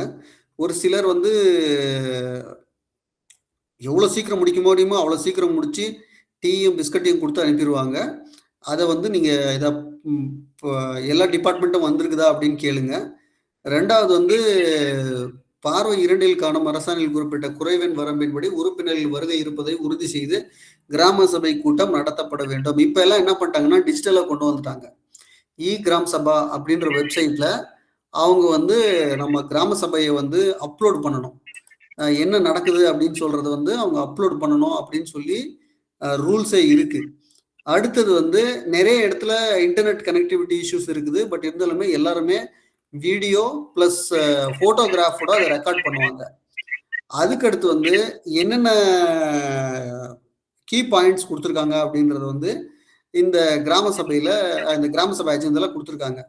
ஃபர்ஸ்ட் வந்து பாருங்க, நமது கிராம சபை மொபைல் ஆப். இது வந்து தமிழ்நாடுக்கு, நான் சொன்னது ஓவரால் இதுலையும். இப்போ இந்த ஆப்ல வந்து அவங்க அப்லோட் பண்ணுவாங்க. இது எல்லாருமே இன்ஸ்டால் பண்ணிக்கோங்க. இன்ஸ்டால் பண்ணிட்டு நீங்க செக் பண்ணி பாருங்க, பழைய கிராம சபையெல்லாம் அப்லோட் ஆயிருக்கா, இல்லை இந்த கிராம சபை அப்லோட் ஆகுதா இல்லையா அப்படின்னு சொல்லிட்டு. அதுக்கடுத்து வந்து இம்பார்ட்டண்ட்டான பாயிண்ட்ஸ் கொடுத்துருப்பாங்க. இப்போ ஒன்று வந்து கிராம ஊராட்சி நிர்வாகம் மற்றும் பொது நிதி செலவினம் குறித்து விவாதித்தல். ஸோ கேட்டீங்க, நாங்கள் என்னெல்லாம் பார்க்க முடியுமா, என்னென்ன வேலை செஞ்சிருக்காங்களா இல்லையான்ட்டு. ஸோ இதை நீங்கள் அவங்கள கேட்கறதுக்கு முன்னாடியே அவங்க டிஃபால்ட்டாக வச்சிடணும். 1/4/2006 முதல் 31/7/2026 வரை முடிவுள்ள காலத்தில் கிராம ஊராட்சியில் பொது நிதியில் இருந்து மேற்கொண்ட செலவின அறிக்கை படிவம் 30 மற்றும் இதர விவரங்களை கிராம சபையில் படித்து காண்பித்து ஒப்புதல் பெறுதல் வேண்டும். இப்போ இந்த பாயிண்ட் பாருங்க, கிராம சபையில் படித்து காண்பித்து ஒப்புதல் பெறுதல் வேண்டும். பப்ளிக் தான் அவங்களுக்கு வந்து ஆத்தரைஸ்டு சைனிங் அத்தாரிட்டி. அந்த கிராம சபை புக்கில் யார் யாரெல்லாம் கையெழுத்து போடுறீங்களோ அந்த செலவினங்களை எல்லாம் நீங்க தான் வந்து அப்ரூவ் பண்றீங்க. இப்போ ஒரு ஆபீஸ்ல வந்து ஒரு பில் எப்படி பாஸ் ஆகுது அப்படின்னு சொல்றதுக்கு இதுதான் வந்து சரியான எடுத்துக்காட்டு. சவுடமுத் சார் சொல்லுங்க. சிவா வணக்கம். சாரி, நான் என்னால வேற ஒரு மீட்டிங் இருந்தனால இமீடியட்டா ஜாயின் பண்ண முடியல. இப்ப பழனிவேல் சார் வந்து ஜாயின் பண்ணிட்டாரு. ஸோ நம்மளுடைய விருந்தினர், சிறப்பு அழைப்பாளர், நம்மளுடைய மென்டார். அவர் வந்து ஜாஃப்னால இருந்து இன்னைக்கு தான் திரும்பி இருக்காரு. நம்மளுடைய வேண்டுகோளின்படி இன்னைக்கு வந்து நம்மள்கிட்ட வந்து அவரோட இந்த கிராம சபை குறித்து நம்மள்கிட்ட பேசுறதா ஏற்கனவே சொல்லியிருந்தாரு. பட் அவரோட பயணம் கொஞ்சம் முன்ன பண்ண இருந்தனால கொஞ்சம் டிலே ஆயிடுச்சு. இப்ப அவர் நம்ம குரூப்ல இணைந்திருக்கார். நிச்சயமாக அடுத்த ஒரு 10-15 நிமிடங்கள் இந்த கிராம சபையினுடைய முக்கியத்துவம் குறித்தும் அவருடைய கருத்துக்களை நம்மளுடைய குழு நண்பர்கள் மத்தியில் வைக்க இருக்கிறார். உங்கள் சார்பாக அவரை இந்த குழு மீட்டிங்கிற்கு நான் வரவேற்கின்றேன். சார், நீங்க ப்ளீஸ் பேசுங்க சார், ப்ளீஸ். தேங்க்யூ. மன்னிக்கணும், நான் ரொம்ப லேட்டா ஜாயின் பண்றேன். இந்த கிராம சபையை பத்தி பேசுற பொழுது ஒரு புரிதலோட நம்ம இருக்கணும். என்ன அப்படின்னா, நான் இப்ப எல்லார்ட்டையும் சொல்றது, எல்லாரும் வந்து என்ன கேட்பாங்கன்னா, ஒரு ஒரு இந்த மாதிரி இணைந்திருக்கிற பொழுது என்ன கேட்பாங்கன்னா, ஏதாவது ஒண்ணு பிடிச்சி கேட்பாங்க. நான் ஏதாவது படிச்சிருக்கீங்களா, இந்த கிராம சபைன்னா என்ன, ஏதாவது சட்டம் தெரியுமா, ஏதாவது வந்து புத்தகம் படிச்சிருக்கிறீங்களா, ஏதாவது ஒரு கிராம சபைக்கு நீங்க போயிருக்கிறீங்களா அப்படின்லாம் நான் கேள்வி கேட்பேன். இப்ப நம்மள்ட்ட என்ன பெரும்பாலானவங்கள்ட்ட வழக்கம் அப்படின்னா, ஏதாவது ஒரு பெக்குலியர் ஒரு கேள்வியை கொண்டாந்து அந்த இடத்துல கேட்டுக்கிட்டு இருப்பாங்க. அப்ப நமக்கு என்ன முக்கியம் அப்படின்னா, இந்த மக்களாட்சி வந்து விஸ்வரூபம் எடுக்கக்கூடிய இடமே கிராம சபை. அது பாராளுமன்றமும் இல்லை, சட்டமன்றமும் இல்லை. கிராமத்தில் இருக்கக்கூடிய மக்கள் அனைவரும் வாக்காளராக தகுதி பெற்றிருந்தால் அத்தனை பேரும் கிராம சபையினுடைய உறுப்பினர்கள். இப்ப எல்லாருக்கும் என்ன கேள்வி அப்படின்னா, கிராம சபை ஏங்க வலுப்படல, ஏங்க தலைவர் கூட்ட மாட்டேங்கிறாரு, ஏன் வந்து கிளார்க்கு வந்து அலட்சியமா இருக்காரு, ஏன் வீடியோ அதை பத்தி கவலைப்படல, ஏன் அரசாங்கம் அதை பத்தி கவலைப்படல, ஏன் மத்திய அரசாங்கம் கவலைப்படல அப்படின்னு நமக்கு கேள்வி இருக்கும். ஒன்றை நீங்கள் புரிந்து கொள்ள வேண்டும், சாதாரண மக்கள் அதிகாரம் பெறக்கூடாது என்பதில் எல்லா வர்க்கமும் ஒன்றிணைந்திருக்கிறது. ஆனால் சாதாரண மனிதர்கள் ஒன்றிணையவில்லை. இதுதான் உண்மை. இந்த மார்ட்டின் லூதர் கிங் ஜூனியர் சொல்லுவாரு, கொடுமை எது அப்படிங்கிற பொழுது, தீயவர்கள் தீங்கு செய்வது கொடுமை. கொடுமையிலும் கொடுமை எது அப்படின்னா, தீங்கு நடக்கிறது என்று தெரிந்தும் நல்லவர்கள் நான் நல்லவன் என்று சொல்லிக்கொண்டு செயலாற்றாமல் இருப்பதுதான் கொடுமையிலும் கொடுமை. அப்படி செயலாற்ற வேண்டும் என்றால் என்ன செய்ய வேண்டும் என்றால், நல்லவர்கள் ஒன்றிணைய வேண்டும். ஏனென்றால் தீயவர்கள் இணைந்துதான் அந்த வேலையை செய்கிறார்கள், தீங்கு செய்கிறார்கள் என்பதை புரிந்து கொண்டு செயல்பட வேண்டும்னு அவர் சொல்லுவார். இப்ப என்ன கொஸ்டின்னா, ஏன் கிராம சபை வலுப்படலைன்னா, கிராம சபை வலுப்பட்டா பெண்கள் அதிகாரம் பெற்று விடுவார்கள். கிராம சபை வலுப்பெற்றால் சாதாரண மனிதன் வலுவடைந்து விடுவான். கிராம சபை ஒண்ணு இல்லைங்க, 100 நாள் வேலை வர்ற வரைக்கும் ஆணுக்கும் பெண்ணுக்கும் சம கூலிங்கிறது எங்கேயாவது இருந்துச்சா கிராமங்கள்ல? இல்லையே. ஆணுக்கு ஒரு கூலி, பெண்ணுக்கு ஒரு கூலி தானே வச்சிருந்தோம். அப்போ அந்த சட்டத்தை நடைமுறைப்படுத்துற பொழுது தெரிஞ்சதுக்கு பிறகுதான் அவங்க கேட்கிறோம், ஓ, வாழ்க்கையிலேயே இப்படி நாங்க சம்பளம் வாங்கினதுல எனக்கும் என் கணவனுக்கும் ஒரே சேலரி தானே, ஒரே கூலி தானே கிடைச்சிருக்கு அப்படின்னு சொல்லிட்டு. அப்ப அது வரைக்கும் அது இல்லை. அதை விட முக்கியமான என்னன்னா, அந்த 100 நாள் வேலை வர்ற வரைக்கும் மினிமம் வேஜே கிடையாது. மினிமம் வேஜுங்கிறது ரொம்ப குறைச்ச, ரொம்ப கீழே கிடக்கு. அது வந்த உடனே தான் மினிமம் வேஜை ஏத்துறாங்க மாநில அரசுகள்லாம். அப்ப நம்ம யோசிச்சு பார்க்கணும், இந்த கிராம சபை வலுவடைவதால் விளிம்பு நிலை மக்கள், சாதாரண மக்கள், ஏழை எளிய மக்கள், இவர்கள் தான் பலன் பெறுகிறார்கள். ஒன்று. நீங்க இன்னைக்கு நம்ம வந்து ரைட் டு இன்ஃபர்மேஷன்ல கேள்வி கேட்கிறோம்ல, இந்த அநியாயங்களை தானே கேள்வி கேட்கிறோம். இந்த அநியாயம் செய்யறது யாரு? ஏழை செய்யறானா? யாராவது ஒரு சாதாரண மனிதன் போய் அநியாயத்தை செய்யறானா? அநியாயம் செய்யறவங்களுக்கு ஒன்னா இருக்கிறான், அவன் தான் செய்யறான். ஆனா நம்ம கேட்கறது யாருக்காக கேட்கிறோம்னா, இவர்களுக்காக கேட்கிறோம். அந்த சட்டமே எதுக்காக வந்தது அப்படின்னா, சாதாரண மனிதருக்கு போடப்பட்ட திட்டங்கள் அத்தனையையும் அவன் வந்து யாருக்கும் தெரியாமல் பிடித்து கொண்டிருக்கிறார்கள் அப்படிங்கிறதுக்காக தான் அதை உடைச்சு விடணுங்கிறதுக்காக தான் அதை வந்து பண்ணாங்க. அப்ப இந்த கிராம சபைக்கு எதிரிகள் யார் அப்படின்னா, இதுவரைக்கும் அதிகாரத்தை சுவைத்தவர்கள், இதுவரைக்கும் அதிகாரத்தை கையில் வைத்தவர்கள். நீங்க அந்த ஒரு சாப்டர் 19 பக்கம் என்னுடைய புத்தகத்துல இந்த கிராம சபையை பத்தி அதுக்கு என்ன இருக்கக்கூடிய அதிகாரம் என்ன, ஏன் வந்து குறைந்த குறைவெண் வரம்பெல்லாம் வச்சிருக்கிறான், பெண்கள் வரணும், வந்து ஆதிவாசிகள் வரணும், தலித் வரணும் அப்படின்னு குறைவெண் வச்சிருக்கான்னா அவன் வந்து பார்க்கணும் என்ன நடக்குது அப்படின்னு. இதுவரைக்கும் பேங்கே போக முடியல, போகாம இருந்த பெண்கள் இந்த 100 நாள் வந்து அட்டையை கொடுத்த உடனே அவங்க பேங்குக்கு போறாங்க. பேங்குக்கு போய் வந்து இதை காசு மட்டும் எடுக்கல, அங்க என்னவெல்லாம் ஸ்கீம் இருக்குன்னு எழுதி போட்டு வச்சிருக்கிறான். இதெல்லாம் பார்த்துக்கிட்டு போறாங்க. எதுக்கெல்லாம் கொலேட்டர் சப்போர்ட் வேணும், எதுக்கெல்லாம் கொலேட்டர்ல வேண்டாம் லோன் இருக்குன்னு பாக்குறாங்க. அப்ப அந்த லோனுக்கு அப்ளை பண்றாங்க. அப்ப அது என்ன தெரியுது, செய்தி வந்து ஒரு ஆயுதமாக மாறி விடுகிறது. அப்ப அந்த செய்தியை இன்னைக்கு கிராம சபை வந்து கிராம சபையில் புரிதலோட கிராமத்தினுடைய சாதாரண மக்கள் போய் பங்கேற்க ஆரம்பித்து விட்டால் அவர்கள் பலம் பெற்று விடுவார்கள் என்ற காரணத்தினால்தான் எல்லோருமாக சேர்ந்து அவர்களுக்கு அந்த பலம் கிடைக்கக்கூடாது என்பதற்காக கிராம சபை கூடாமல் பார்த்து கொள்கிறார்கள். ஒண்ணும் இல்லை,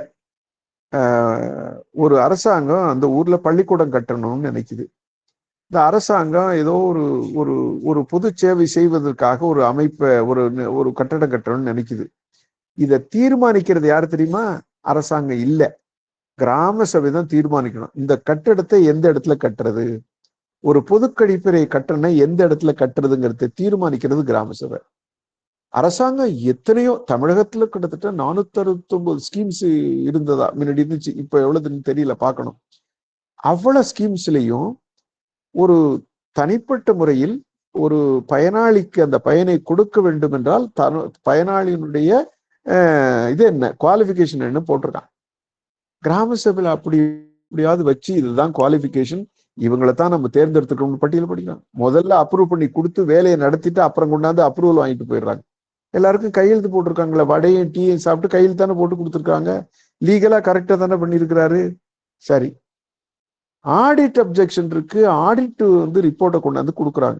யாராவது ஒரு ஆள் கணக்கு வழக்கு தெரிஞ்சவர் அவர் பார்த்துட்டு, என்னங்க இவ்வளவு அப்ஜெக்ஷன் இருக்கு, இதெல்லாம் நீங்க அப்ரூவ் பண்ண சொல்றீங்களே, முதல்ல இந்த அப்ஜெக்ஷன்லாம் இது பண்ணிட்டு வாங்க, ஏன்னா நீங்க அப்ரூவ் பண்ணிட்டீங்கன்னா இதாயிரும், அப்ரூவ் ஆயிரும் ஆடிட். அப்ப இந்த பவரை எல்லாம் கொடுத்து வச்சிருக்கிறான், அதை வந்து கொடுக்குறான்.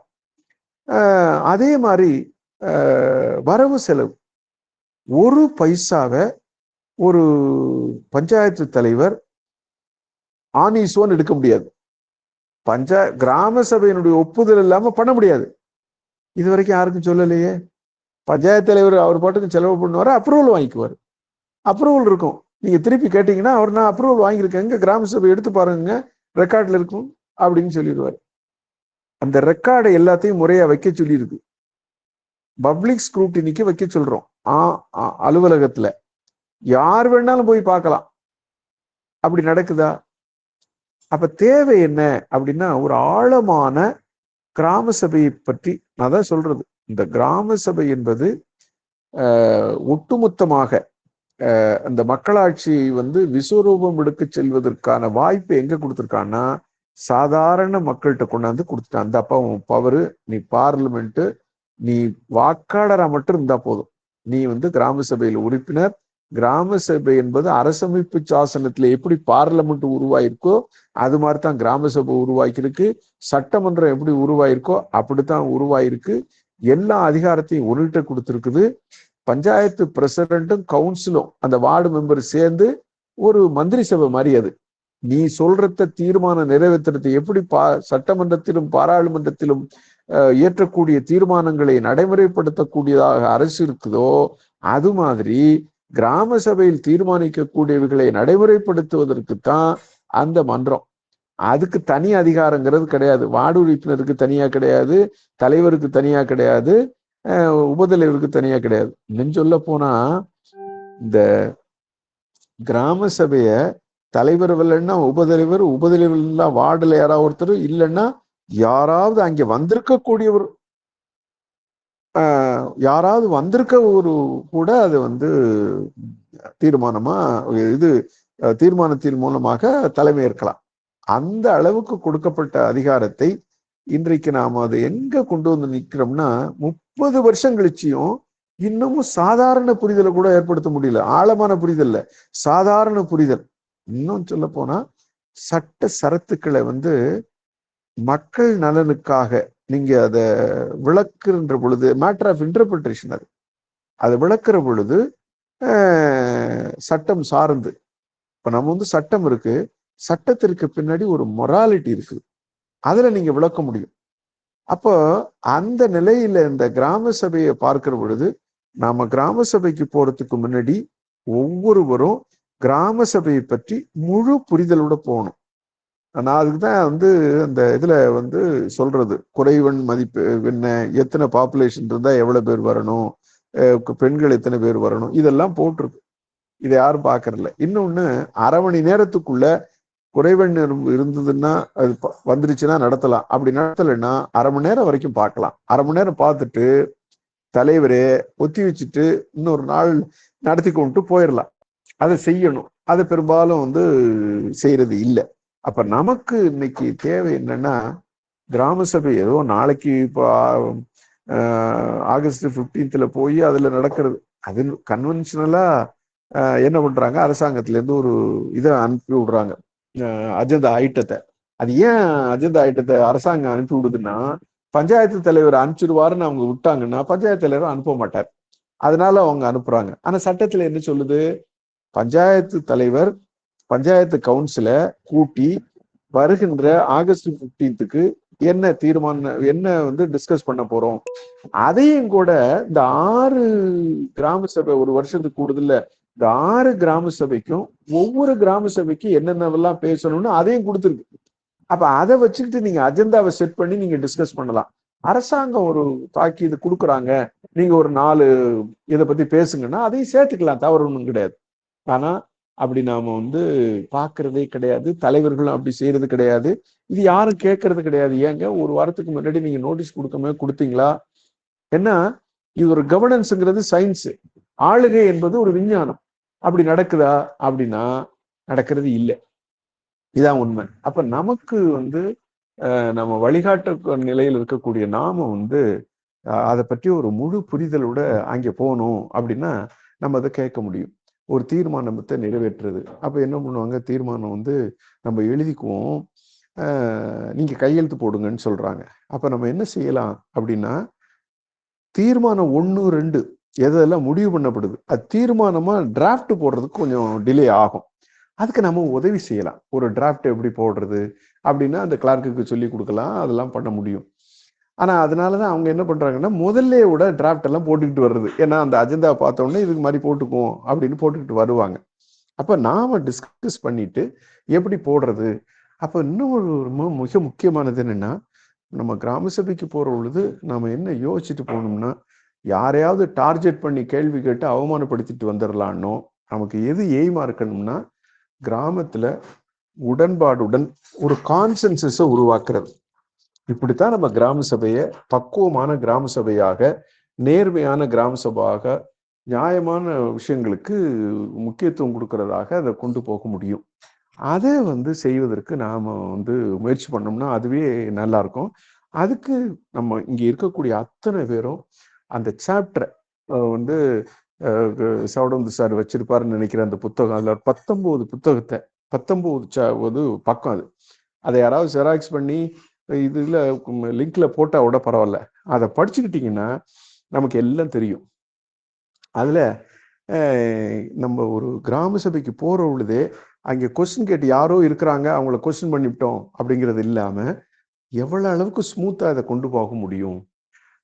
ஏன்னா மக்களாட்சி வந்து என்ன கொடுக்கும் அப்படின்னா, அதாவது முரண்பாடை உடன்பாடாக்கக்கூடிய சூழலை கொடுக்கும்.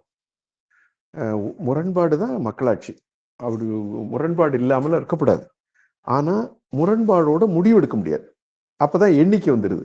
அப்ப முரண்பாட்டை உடன்பாடாக்குவதற்கு என்ன தேவைன்னா பக்குவம் தேவை, நேர்மை தேவை, உண்மை தேவை, தரவு தேவை. இதெல்லாம் இருந்தது அப்படின்னா அங்கே முரண்பாடு உடன்பாடு ஆயிரும். அப்ப பொது நலன் கருதி அங்கே நம்ம பேச ஆரம்பிச்சோம் அப்படின்னா நம்மளுடைய நலன் இல்லை, பொது நலன் கருதி பிரச்சனையை வைக்கின்ற பொழுது அதை கொண்டு வர முடியும். அதுக்கு ஒரு லாங்குவேஜ் இருக்கு. என்ன லாங்குவேஜ்னா இந்த ஆர்குமெண்ட் சொல்றோம்ல, அத ஒரு விவாதத்துக்கான பக்குவமான விவாதத்தை கொண்டு வருவதற்கான ஒரு மொழி அது நமக்கு தெரிஞ்சது அப்படின்னா அதை செய்ய முடியும். அந்த நிலைக்கு நாம அதை எடுத்துட்டு போறது நல்லா இருக்கும்னு நினைக்கிறேன். அதனால இந்த இன்னும் சில சமயத்துல ஒரு கிராம சபையை கம்ப்ளீட்டா அப்சர்வ் பண்றது எப்படி எல்லாம் நடக்குதுன்னு பாத்தீங்கன்னா, பல சமயத்துல அதாவது 360 டிகிரி எப்படி நடத்தக்கூடாதோ அப்படி நடத்துவாங்க. அப்ப அடுத்தது இப்ப இந்த நல்லூர் வட்டத்துல கூட ஒரு காணொளி எடுத்து போட்டாங்க. ஒரு நிகழ்வு எப்படி நடத்தக்கூடாதுன்னு எடுத்து போட்டாங்க, எப்படி நடத்த வேண்டும் எடுத்து போட்டாங்க. அந்த காணொலியோட இருக்கு, அது முடிஞ்சா பார்க்க முடியும். அப்ப அந்த நிலையில இத நாம ஒரு பொறுப்பெடுத்துக்கிட்டு இது ஏதோ இந்த ஆகஸ்ட் 15 முடிகிற விஷயம் கிடையாது. இது தொடர போற விஷயம். 30 ஆண்டு செய்ய முடியாத வேலைகளை நாம தொடர்வதற்கு முயற்சி பண்ணோம்னா அது நல்லா இருக்கும்னு நினைக்கிறேன். மகிழ்ச்சி சார். Thank you very much. உங்களுடைய ஷார்ட் ஸ்பீச் ரொம்ப கிறிஸ்பியா ஒரு நல்ல இன்ஃபர்மேஷன் கொடுத்துருக்கீங்க. நீங்க அந்த சொன்ன அந்த 19 பக்க புத்தகத்தை நாங்க ஸ்கேன் பண்ணி நான் குரூப்ல அப்லோட் பண்றேன் சார், மக்களுடைய பார்வைக்காக. அது போக இந்த கிராம சபை எப்படி நடக்கணும் நடக்கக்கூடாது அப்படிங்கிற அந்த வீடியோ கிளிப்பிங்கும் நான் முத்துசன் சார்ட்ட வாங்கி நம்ம குரூப்ல ஷேர் பண்றேன். ஏன்னா அது ரொம்ப எஃபெக்டிவா இருக்கும்னு நினைக்கிறேன், ஆப்டாவும் இருக்கும் எப்படின்றது. இதுக்கிடையில நண்பர்களுக்கு நான் ஒரு சின்ன தகவலை பகிர விரும்புகிறேன். அதாவது சார் பழனித்துறை சார் ஏறக்குறைய 70-80 புத்தகங்கள் இந்த கிராம வளர்ச்சியை பற்றியும் கிராமனுடைய இந்த மூன்றடுக்கு அரசாங்கத்தை பற்றியும் எழுதியிருந்தாலும் கிராம ஊராட்சி நிர்வாக கையேடு, கிராம ஊராட்சி அரசாங்கம் அப்படிங்கிற ஒரு புத்தகத்தை எழுதியிருக்காரு. அந்த புத்தகம் ஒவ்வொருவரும் படிக்க வேண்டிய ஒரு புத்தகம். அந்த புத்தகத்துல ஒருத்தர் முழுக்க படிச்சிட்டீங்க அப்படின்னாக்கும் நீங்க மாஸ்டர் ஆயிடலாம். ஒரு கிராமத்தை மேம்படுத்துறதுல இருந்து, ஒரு கண்ட்ரோல் எடுக்கிறதுல இருந்து, ஒரு முறைகேடை தட்டி கேட்கறதுல இருந்து எல்லா விதத்துலையும் உங்களுக்கு ஒரு முழு புரிதல் உங்களுக்கு கிடைக்கும். அந்த புத்தகத்தை இன்னைக்கு இங்க இந்த குழுவுல இந்த கூட்டத்துல பங்கேற்ற நண்பர்களுக்காகத்தான் அவர் போட்டிருக்காரு. அந்த இதுல முன்னுரையில் அவர் என்ன எழுதியிருக்காருன்னா, தன்னலம் பாராது களத்தில் நின்று கிராமங்களை மேம்படுத்த போராடி கொண்டிருக்கும் குட்டி மகாத்மாக்களுக்கு அப்படின்னு மென்ஷன் பண்றாரு. நீங்க எல்லாமே குட்டி மகாத்மாக்கள் தான். காரணம் என்னன்னா, ஒரு கிராம சபையை பற்றி பேசுற போதுக்கு ஒரு வார கூடுதலுக்கு நீங்க ஒரு ஏறக்குறைய இன்னைக்கு ஒரு 40 பேர் இதுல கலந்துருக்கீங்கன்னா நீங்க எல்லாமே குட்டி மகாத்மாக்கள் தான். அதனால இந்த புத்தகத்தை தயவு செய்து வாசிங்க.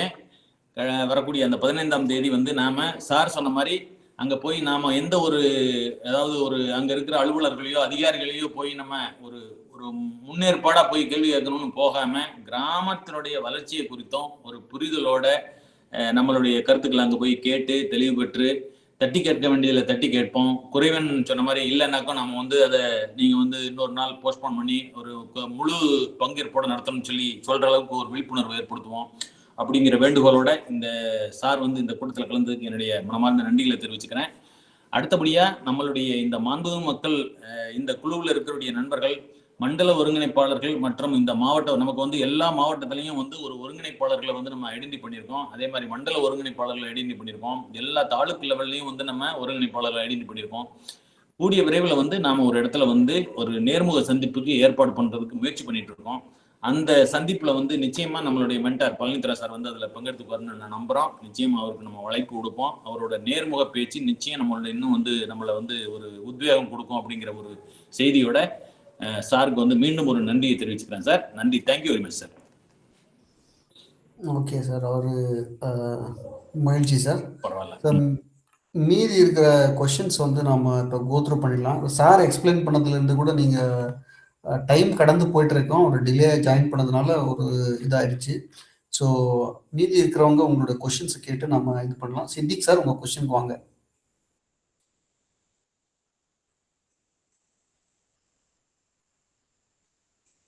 சித்திக் சார் மியூட்ல இருக்கீங்க, அன்மியூட் பண்ணிட்டு பேசுங்க.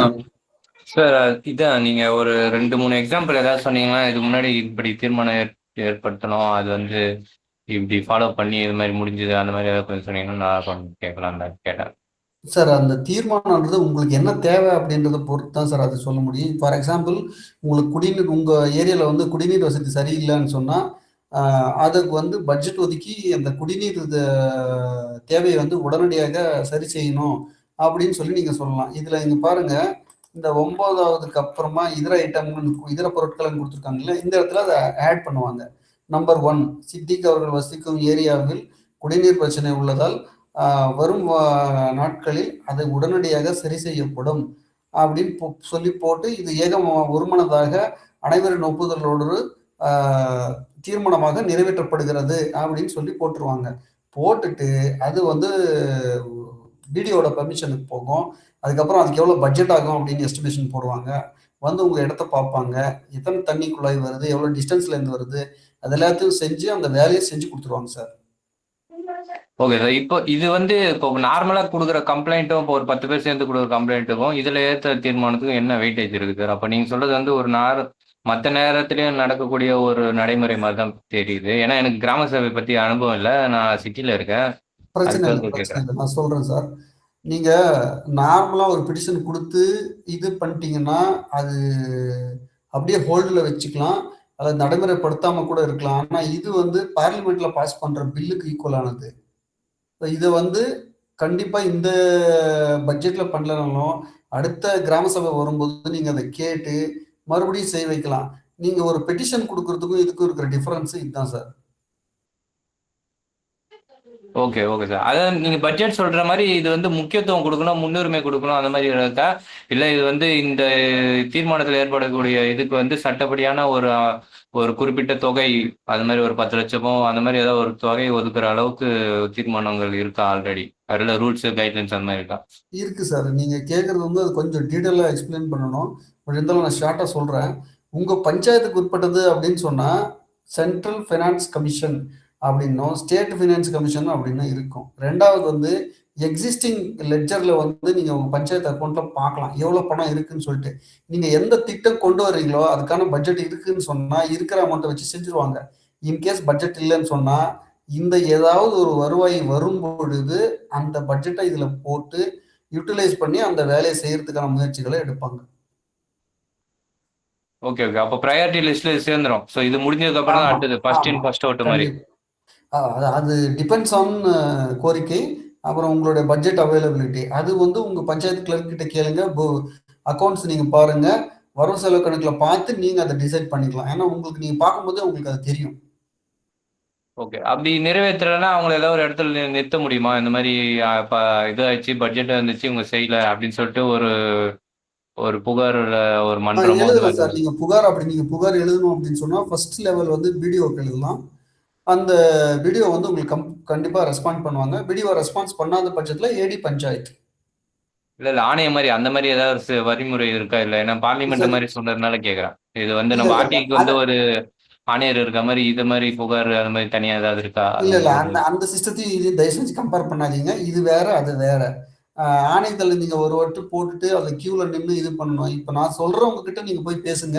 உங்க வேலை நடக்கலன்னா மறுபடியும் நீங்க மீட்டிங்ல வந்து சொல்லுங்க. ஃபர்ஸ்ட் வந்து உங்க கிளர்க் கிட்ட சொல்லுங்க. ரெண்டாவது வந்து பிடிஓ, அவரு தான் வந்து இப்போ பவர்ல இருக்கிற கண்ட்ரோலரு. பிளஸ் ஊராட்சி மன்ற தலைவர்கள் இருந்தாலுமே ஃபண்டிங் அப்ரூவல் கொடுக்கறது அவங்க தான். அதுக்கடுத்து வந்து ஏடி பஞ்சாயத்து அப்படின்னு ஒருத்தர் இருப்பாரு ஒவ்வொரு டிஸ்ட்ரிக்ட்டுக்குமே. அவர்கிட்ட நீங்க சொல்லலாம். பஞ்சாயத்து லெவலில் வர குறைகள் எல்லாம் நிவர்த்தி பண்ண வேண்டியது அவருடைய பொறுப்பு. Okay okay sir, thank you. ஓகேங்களா? Okay, thank you sir. Bharathiyar Bharatnath தமிழர் சார், சொல்லுங்க சார். சார் வணக்கம். சொல்லுங்க சார். ஒன்றும் இல்லை சார், அதாவது இப்ப கிராம சபை இருக்கு, அது வந்து வருடத்துக்கு 4 முறை, அதாவது எப்படின்னா சுதந்திர தினம், குடியரசு தினம் உள்ளிட்ட 4 முறை அப்படிதான் சார். சார் சொல்லுங்க சார். கேள்விக்கு நேரடியா வாங்க சார். நேரடியா நேரம் கடந்து போயிட்டு இருக்கோம். 4 முறை இல்ல 6 முறை கிராம சபை நடைபெறுது. நான் அந்த ஸ்டார்டிங்லயே சொல்லிட்டேன். அந்த டேட்ஸ் வேணும்னு சொன்னா சரி சார். அதாவது இப்ப நாங்க அந்த இதே மாதிரி ஏரியா சபைன்னு சொல்லிட்டு டவுன்கள்ல மாநகராட்சி, நகராட்சி, பேரூராட்சிகள்ல நடைபெறது போன அரசாங்கம் ஏற்பாடு செஞ்சுச்சு. ஆனா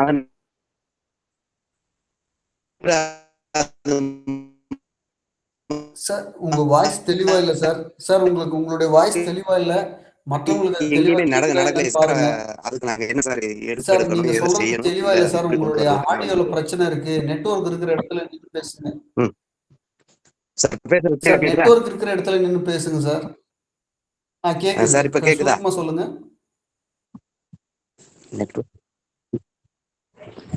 அதாவது ஏரியா சபை கூட்டங்கள் நடத்துறதுக்கு நாங்க எம்மாதிரியான முயற்சிகள் எடுக்கணும், அது எங்கேயும் நடைபெறலையே அப்படிங்கிறது. ஏரியா சபை கூட்டத்துக்கு நான் ஆன்சர் கொடுத்துருக்கிறேன்.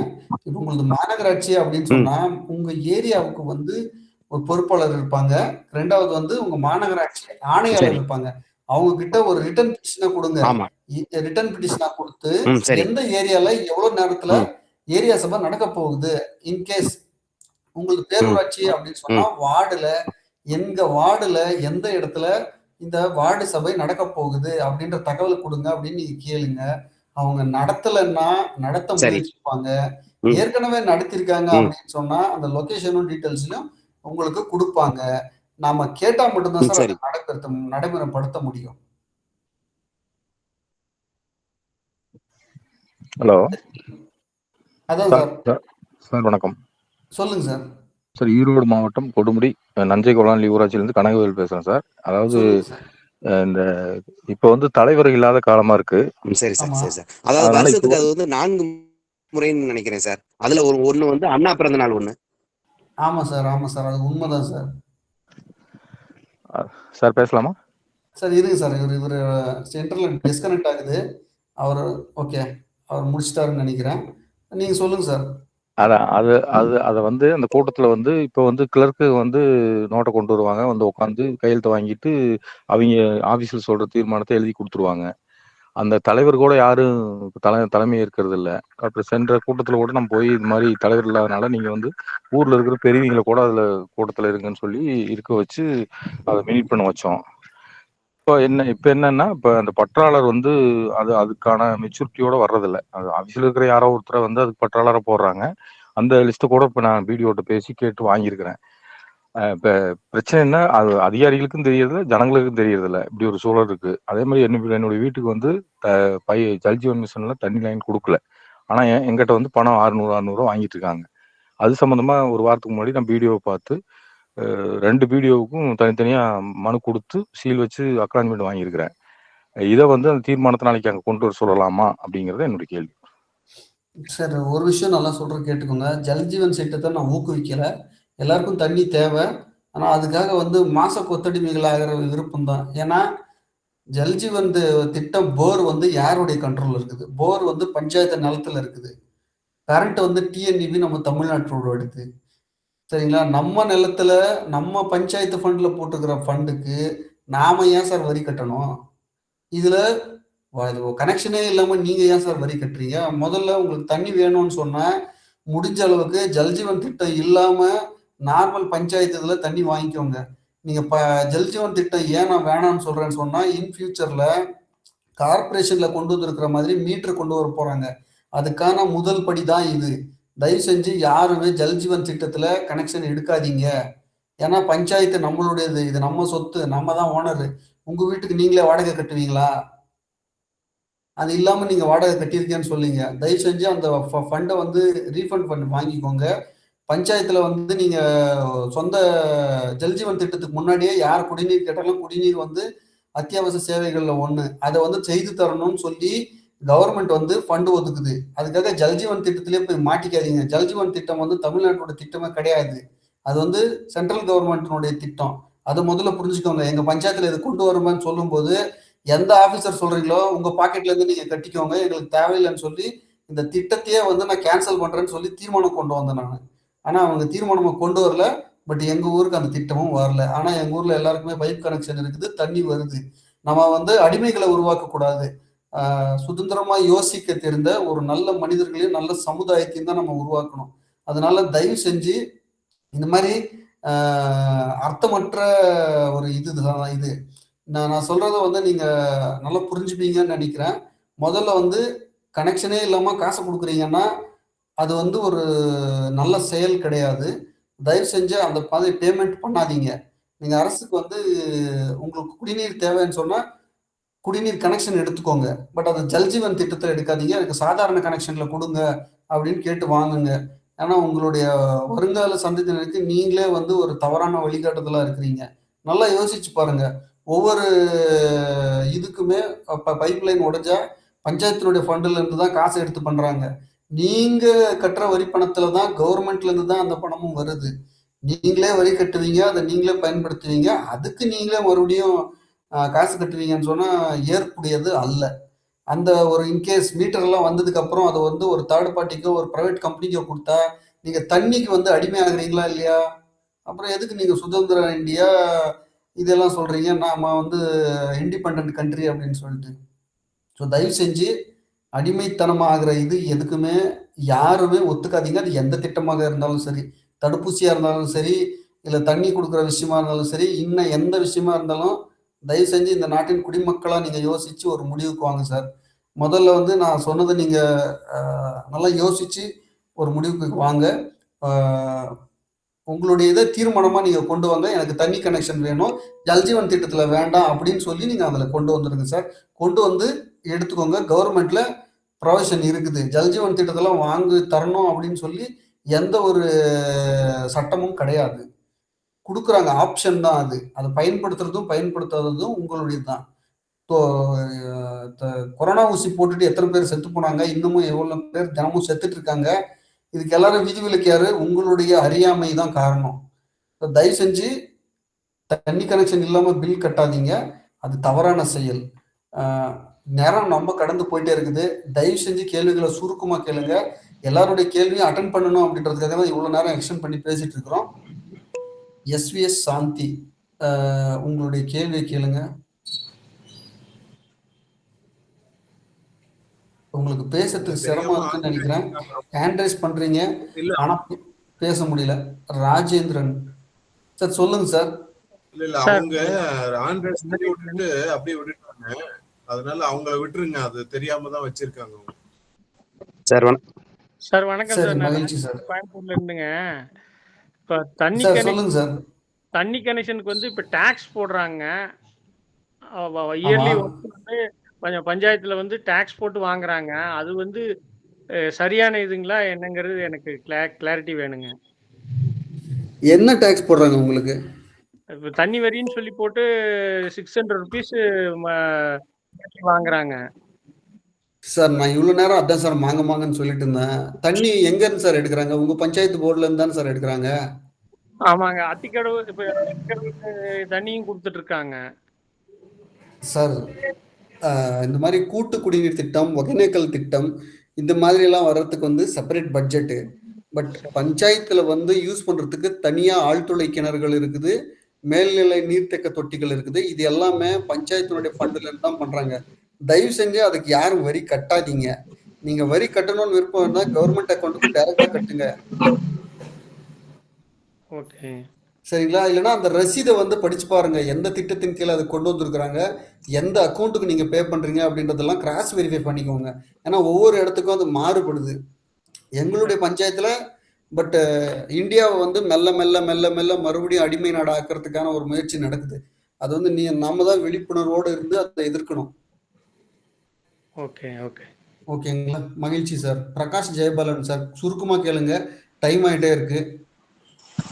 ஆமாங்க ஐயா, உண்மைதான் ஐயா. ஐயா, ஜல்ஜீவன் சம்பந்தமா நீங்க இன்னைக்கு பேசுனதுல ஓரளவுக்கு புரிந்து கொடுத்துருக்கீங்க. ரொம்ப நன்றிங்க ஐயா. மகிழ்ச்சி ஐயா. ஹபீப் ஐயா. ஐயா, ஜல்ஜீவனுக்கு 20,000 டெபாசிட் வாங்கியிருக்காங்க இல்லையா? ஜல்ஜீவன் திட்டம் மூலமா தண்ணி கொடுக்கறதுக்கு டெபாசிட் தொகை நோட்டு 20,000 வாங்கியிருக்காங்க. சரி, ஜல்ஜீவன் திட்டம் சரி, முழுசா சொல்லுங்க. அதாங்கய்யா, ஜல்ஜீவன் திட்டத்துக்காக கனெக்ஷன் புது கனெக்ஷன் கொடுக்கறதுக்கு 20,000 டெபாசிட் கட்ட சொல்லி ஒரு நம்ம குழுவில் இருக்கிற ஒரு நண்பரே வந்து கட்டியிருக்காருங்க. கட்டியான 3-4 வருஷம் ஆச்சு, இது வரைக்கும் கனெக்ஷன் கொடுக்கலைங்க. ஓகே. இப்ப அது எப்படிங்க, அந்த பணம் அதை கட்டியிருக்காங்களே, அதெல்லாம் எப்படின்னு கேட்குறேங்கய்யா. இப்போ நீங்க 600 ரூபா கட்டுறதுக்கு சொன்னீங்கல்ல, அது கட்டக்கூடாது சார் அப்படின்றீங்க.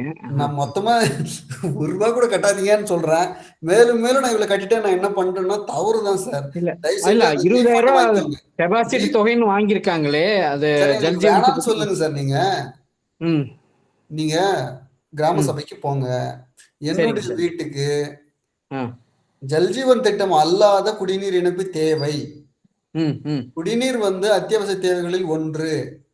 சரிங்க சார். எனக்கு டாக்ஸ் கட்டி தண்ணி வாங்குறதுக்கு விருப்பம் இல்லை. சரிங்க சார். இப்போ நார்மல் இதுக்கு பணம் கட்ட சொன்னா அது கட்டலாங்களா? நம்ம பேரூராட்சியிலேயே அது கொடுக்குறாங்க அப்படின்னா அது கட்டலாங்களா? சார் நார்மலா பேரூராட்சிக்கு வந்து 2 விதிகள் சொல்றேன் சார். ஆ இன்ஃப்ராஸ்ட்ரக்சர் டெவலப்மெண்ட் சார்ஜஸ்ன்னு வைப்பாங்க.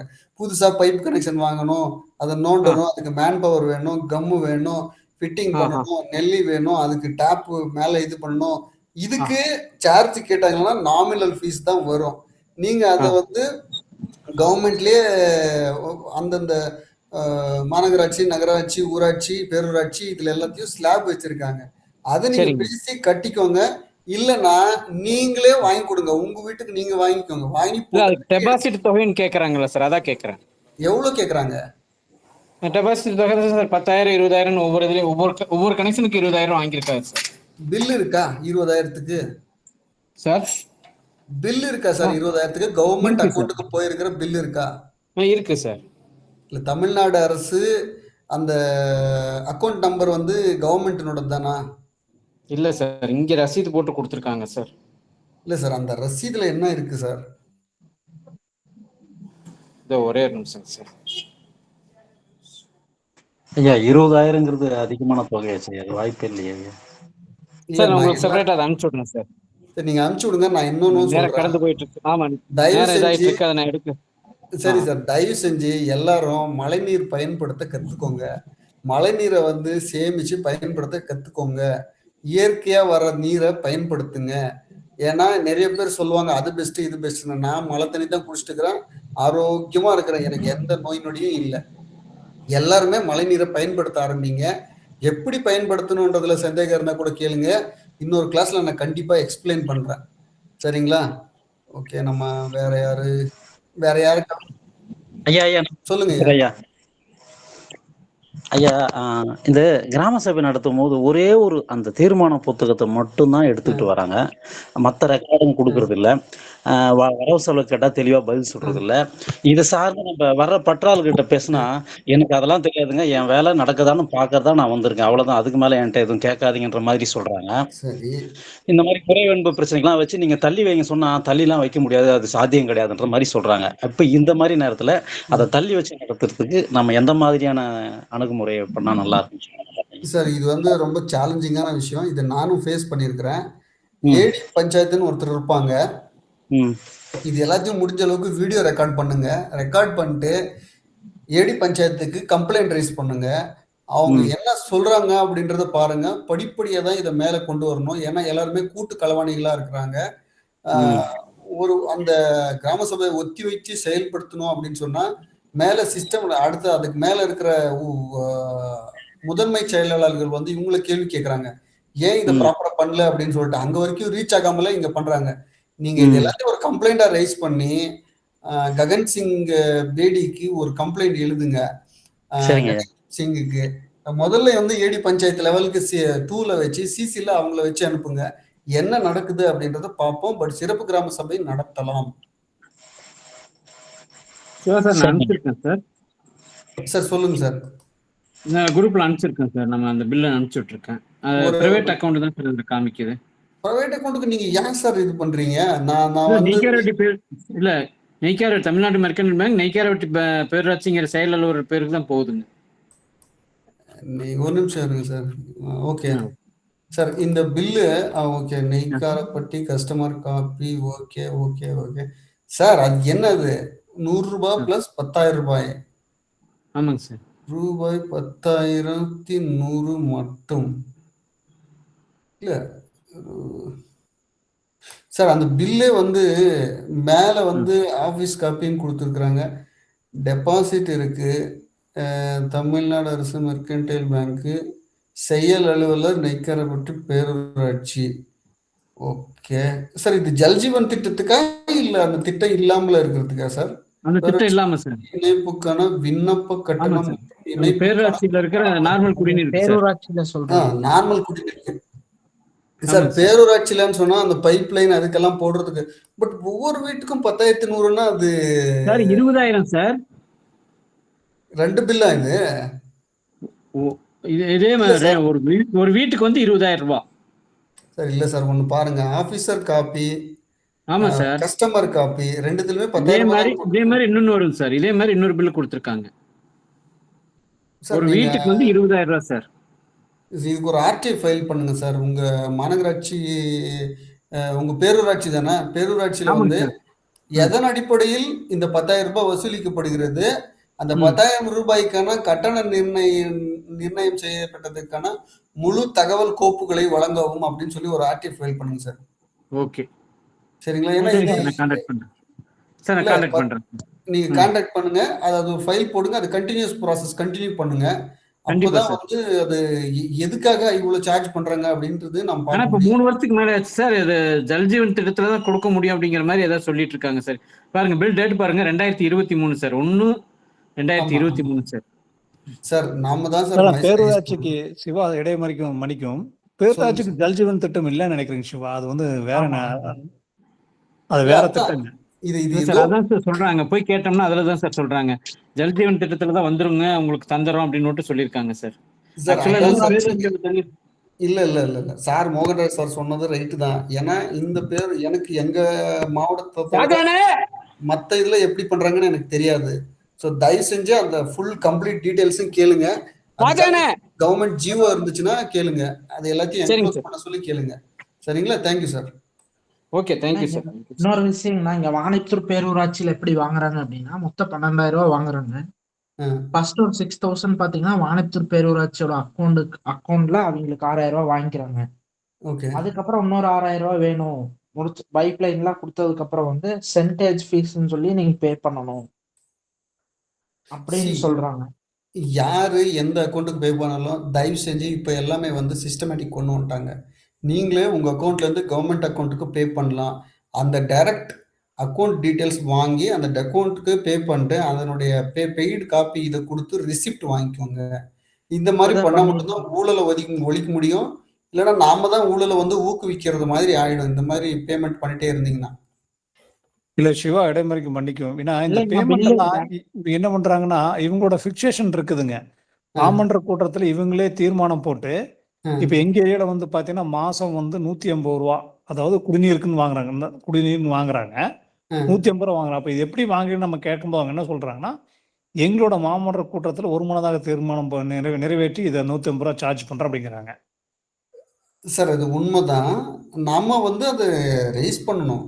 150 ரூபாய்க்கு நீங்க எதை பேஸ் பண்ணி எதை பேஸ் பண்ணி 150 ரூபாயை நீங்க இன்க்ரீஸ் பண்ணிருக்கீங்க அப்படின்னு சொல்லிட்டு பிளஸ் ஓவராலா நம்பர் ஆஃப் யூசர்ஸ் அந்த கனெக்ஷன்ஸ் எல்லாம் கால்குலேட் பண்ணுங்க.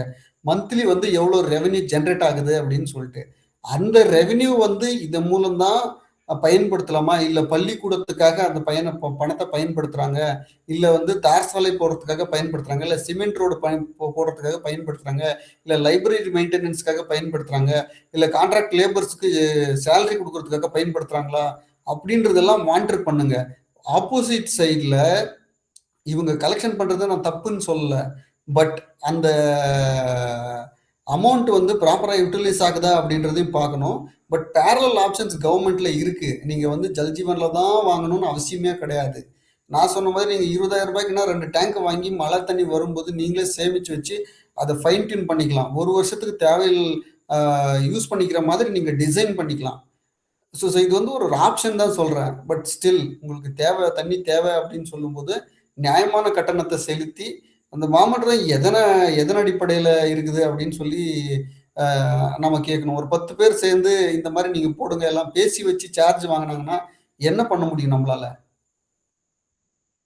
ஏன்னா அவங்க அந்த சீட்டுக்கு வர்றதுக்கே நிறைய கொள்ளடிச்சு தவறான வழியில தான் வர்றாங்க. ஸோ அந்த தவறு தான் வந்து மறுபடியும் ரிப்பீட் ஆகுது.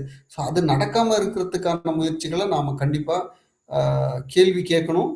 அதுக்கான வழிமுறைகள் என்னவோ அதை நம்ம ஃபாலோ பண்ணணும்.